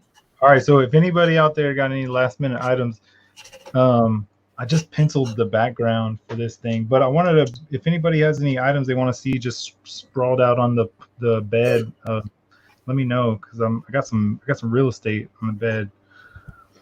A comic they had DC comic, a punchline. No, I'm just kidding. with a knife through it. Yeah. That's exactly what I'm gonna put right here. I need to look at that indie. I'm looking at your website now. I'm getting that iNDIEVOLT logo on this can right now. Okay. Yeah, I messaged you too. I sent you an email about it because. Oh, cool. Yeah. Can't wait to share this. Yeah, this is great, man. This is what the world needs, is more of these shows. This is such a good idea. We tried to do it. We didn't hit the intro. We didn't hit the intro today. I was kind of weird. Eric spent all that time doing the intro. Yeah. Well, you'll have to make it an outro then, won't you? Yeah. It'll be the outro for the night show. Let's take a look at their art again because the links are up there. So, good old Goblin Grim with that art, applying now going there with markers even after the paint. Making sure that art's gonna be one heavy piece when you pick it up. Yeah. Hey, what size is that?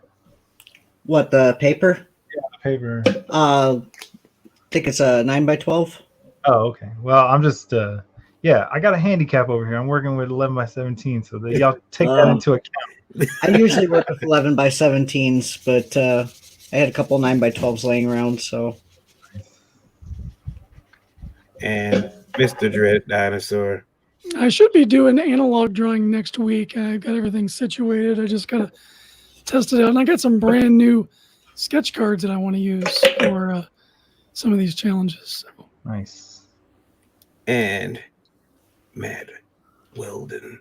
This punchline, Pop Fiction. Is that what it was today? Yeah. You might have been stepped away. I think I was gonna do Punch Fiction, which I might do. I might actually use this for a variant cover one day for one of my issues. When I finish it up. But but you had the theme popcorn and everything like that. So Pop Fiction. That was pretty cool.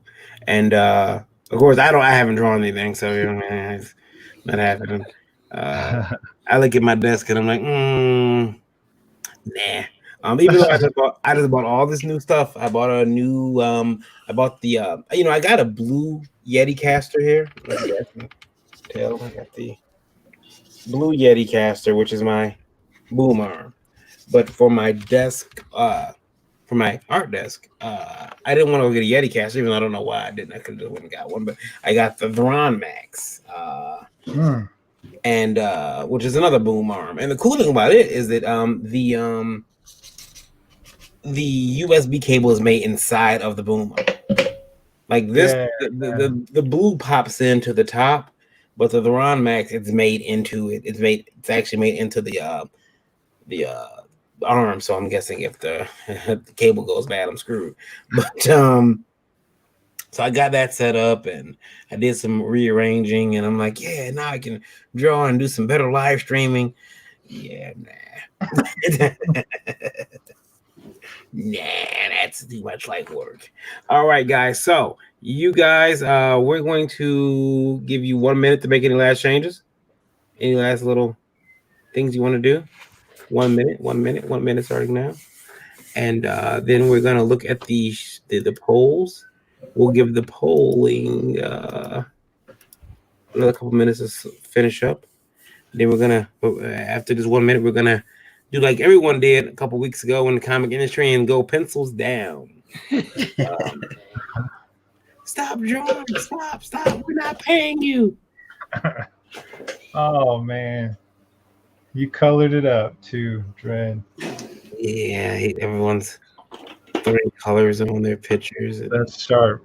You got like quite a little diverse. You got dude doing traditional markers, and I'm just doing traditional inks, and then you got digital. Yeah, I think that he's cheating. I'm just kidding. No, there was a guy. In all right, there you go. Pencils down, guys. Pencils down. There was a guy in one of the art chat pages on Facebook. He did a book. I sent it to Eric. How to draw. Remember that, Eric? Oh yeah. And people were going off on the guy, and I felt bad for him. And I'm like, and his art was subpar, but yeah, it was bad. All right, here we go. So let's go take a look at. I'm gonna take a look at what we got for. All right, let's take a look and see what we got for results so far. All right, and we're gonna give this a couple minutes and to for people to go vote. We're gonna give them to 250. It's 246 now. We've been on. I'm gonna give them 250. I don't know who to vote for, man. This is a good one. This is so good. Yeah, let's take a look at the art again. We're gonna start with Goblin Grimm up there with the Avengers Endgame piece. And you see all of his cool characters together. I like that piece. I definitely like the Rocket, like Squirrel. Yeah, that's Max. That's her pet jackalope. Oh, I see him down there. Oh, Very nice work. And did that quick. I mean, if do yourself a favor and go back and look at the stream, Seth's moving, like just going through, just killing it. Very nice. And Seth also does. Seth, put one of those stickers up that you do, because I've been talking to Seth about these stickers. I'm gonna get some done because I like the sparkle. I'm sorry, you guys know I like chrome, I like shiny things on my comics. Seth does a sticker club every month. He draws a sticker and sends it out to people. I don't have this month's sticker yet, but I'm also not an official part of sticker club. But yeah, look at this month's. Look it's $5 a month on my Patreon for the sticker club. This was last month's. Oh my!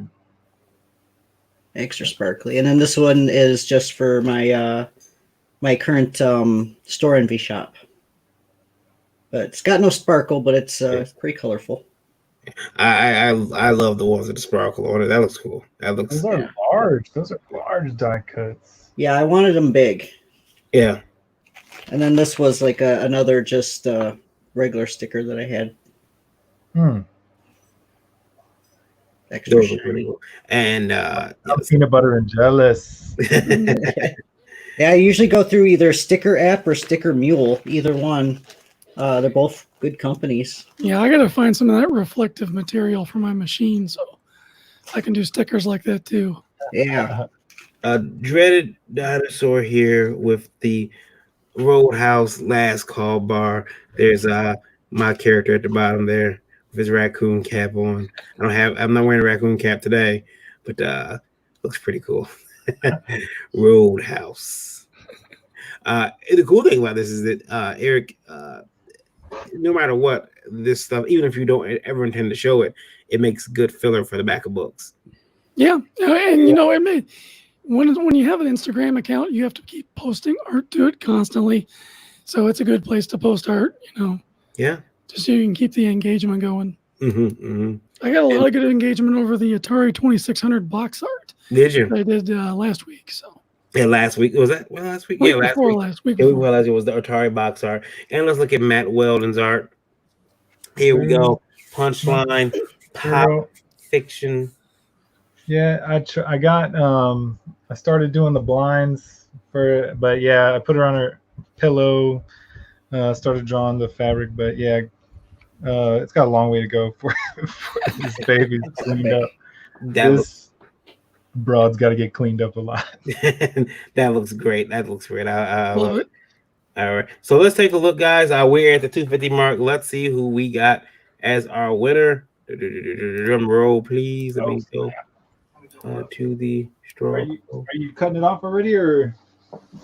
Well, I was going to give it another. I was going to give it another 2 minutes or so for everyone to go vote if they haven't gone to vote yet. Because I did put it out on social media and let people know to go vote if they haven't. So I brought the artwork back up one more time. Want everybody to get his chance to get as many votes as they possibly can. And remember, people, you vote because these fine folks are playing for a Michael's $25 gift card, which apparently they're supposed to go use to buy art stuff, but we know that Eric's going to buy frames. And we know I'll get some nice fake flowers and some glue. We know that Goblin Grim is gonna go purchase some vases, and I understand some of that styrofoam, that green styrofoam. Oh, you gotta have that. Yeah. And Matt actually is going to just go hang out in Michael's and probably purchase some candy.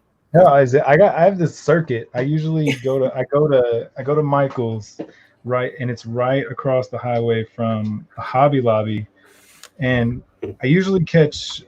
It's really weird. Like they were only letting 10 people in the Michael's store at a time last time I went by, but yeah, I catch them when they do the buy one get one free paper. So it's all about paper. It's all about paper. I didn't have when I go to Hobby Lobby and when I go to the art stores, there used to be a great art store here called Do All, which they still claim they're open, but I don't think they are. And it's like me and Eric went up there and we're like, they're not open. Maybe that's somebody waiting to get us in there and make us grab our ankles or something. You know what? I think I'm gonna buy a circle template with this thing because look at how atrocious that circle is. I think that's my next. He's like, voted for. no one look. All right. Guess I'm gonna put I'm gonna call it here. And we take a look, and we got Matt Weldon coming away with the victory. The guest always wins. That's how it goes. Except for when I was on. New meat. Everybody appreciates new meat. Y'all are a bunch of sweethearts. Matt Weldon, I'm gonna do like this. There we go. Matt Weldon with the victory tonight. He is taking home that Michael's gift card. Oops, I didn't put it up on the screen. He's taking home the Michael's gift card right here. Taking home $25 right there. I'm gonna mail it to Matt tonight because I gotta go to my bucks anyway. So why not? So Matt, when we go off, don't go anywhere. I'll get your address. We'll send this out to you. Make sure you get it. And hey, sweet. You know what? I'll send you one of these trades so you can maybe give that away in a future thing. You say you want to give away some comics one of these days. Yeah. As always, we want to thank our guests for being here. Goblin Grim, Dreaded Dinosaur, who have become Goblin's pretty much a mainstay now. We've taken over his Friday nights. He wasn't doing anything anyway. No.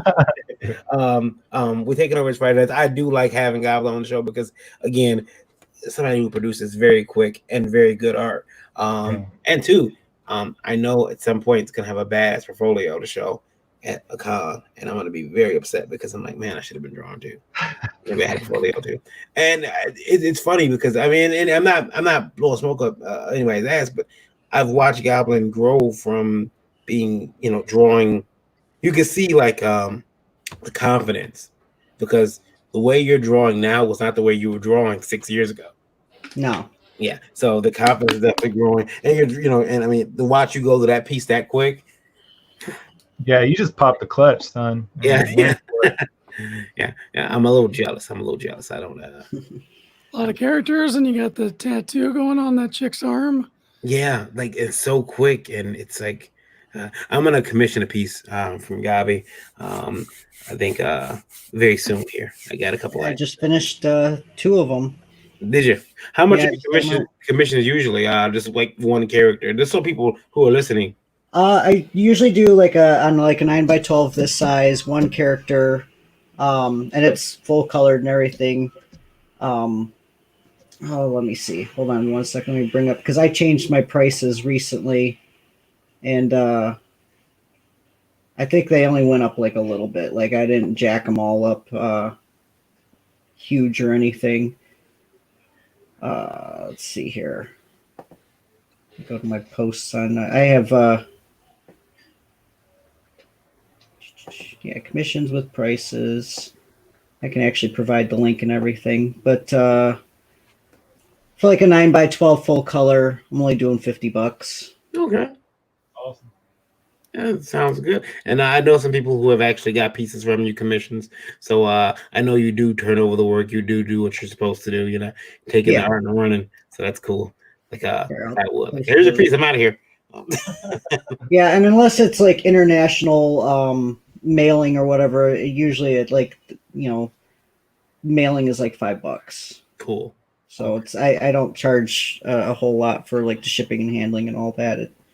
For like the larger pieces, like the 11x17s, usually I just include the shipping on that. So it's like $150 for the large, full colored piece, and that's shipping included. And they're finding you at Goblin Grimm. That's GRIMM, 2 M's on social media. Yeah, Instagram, Facebook, Twitter, any of that. You can probably find, just do the hashtag and be able to find at least 1 or 2 of my things on there. So excellent. And then Mr. Dreaded Dinosaur, soon to be the host of this show. I'm telling you, man, I'm headed for that door. I believe I can fly. Yeah, yes, sir. Well, you can find me at erichodson.com. It pops up on my anime page, but I've also got some really nice wrestling art that I've been doing for a number of years, and then my Raw sketch series. And you can also go over here to buy prints, and you can help me pay July's rent. And I'd also like you to check out my webtoon, The Dreaded Dinosaur Man, and you can see that on the webtoon app. And it reads really well, especially on devices like your tablet and your smartphone. It is about my mainstay character, the Dreaded Dinosaur Man, is his hero's journey on this strange alien planet. He has no memory of his past or why he looks like the monster he does. That's the Dreaded Dinosaur Man on Webtoon. New chapters of that coming out soon. And I got a new book that I'm working on right now, which will be dropping hopefully on Indiegogo by October. And I'm also doing a series of wrestling-themed pieces for High Spots. And I'll give you a little quick sneak peek. The latest one I just finished. If there's any Sammy Guevara fans in the house, the old golf cart incident on AEW, that'll be available exclusively from High Spots coming up here soon with his autograph on it. So a lot of exciting things in the works. And as always, I appreciate all my fans out there that support me, especially with my wrestling and stuff. And those of you who subscribe to the Dreaded Dinosaur Man on Webtoon, thank you very much. I am at Dreaded Dinosaur Man on Instagram, Twitter, all that good stuff. And you can reach me there. My DMs are open, and commissions are open as well. I was showing some of your art, Eric, to a young lady, and she went and shared it with her daughter.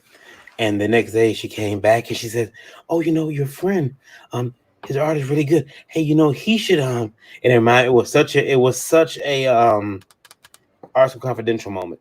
Like for me, hearing it for another artist, he really needs to like team up with Fizzy Pop." And I'm like, "Who is Fizzy Pop?" And apparently she's some girl online who does, I guess she does manga or something. Fizzy Pop though, she's a big YouTuber. Okay. I've never heard of her until that moment. So, any of you guys ever heard of Fizzy Pop at all? Or Today, right now. I've never. But I don't know a lot of things already as it is. And then we're gonna go over here to Weldon Art, Mr. Matt Weldon. Where can they find you at, sir? Thank you very much for having me. Go check me out on Instagram and Twitter at WeldonArt, WeldonArt. And I just looked it up. You can go on Indiegogo and get this book, which is about 160 pages.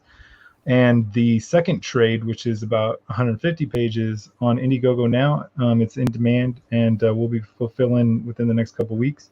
And I also have another Indiegogo coming up. It's called Tadia, and you can get on the mailing list. It will be launching in 2 or 3 days. It's spelled Tadhya, and it's a really wild story about magic and medieval witches and stuff like that. So yeah, Cool. yeah, guys. And I have a YouTube channel. I got about 80 videos up. They're all just fun time-lapse videos. You can go check those out too. So thanks, guys, for having me. You guys are a really good company. Y'all are a bunch of sweethearts. Thank you. It's very cool having you. We appreciate it. And then, of course, I'll put all of your links in the description below. I want to thank everybody for watching this INDIEVOLT Radio. Listen, if you're watching on INDIEVOLT Radio, it's very easy to get in touch with us or to take INDIEVOLT with you wherever you go. It's simple, very simple. All you got to do is hop on your phone. Go to, if you got an Android phone, you can get INDIEVOLT Radio on Google Play. You can also, if you have an iOS phone, you can download the Streamer app. That's STREEMA. Type in INDIEVOLT Radio, and you'll be able to listen to us. We are coming natively to Apple very soon. Working on that as well as a couple other things. If you're bored in the house, it's late at night. Roku, you got a Roku device or Roku-enabled television. INDIEVOLT TV is there. We're also working on Amazon Fire Stick as well, so that'll be launching very soon, probably before July. Working on that as well. And then if you want to send in a question for INDIEVOLT Live or INDIEVOLT Breakfast Buzz, you can do so by emailing INDIEVOLTlive@indievolt.com. Please include INDIEVOLT Live in the subject field, and keep those emails to 90 words or less, and maybe, just maybe, we'll read them on the show and make fun of your question. Until then, everyone, I have been Varian Grant. You all have been awesome, and this has been an INDIEVOLT production. We are not owned by Disney, not yet. We are available. And we will talk to everyone very, very soon. I'm excited here with the Art of War intro that we didn't play, and then the INDIEVOLT outro. Here we go. Look out!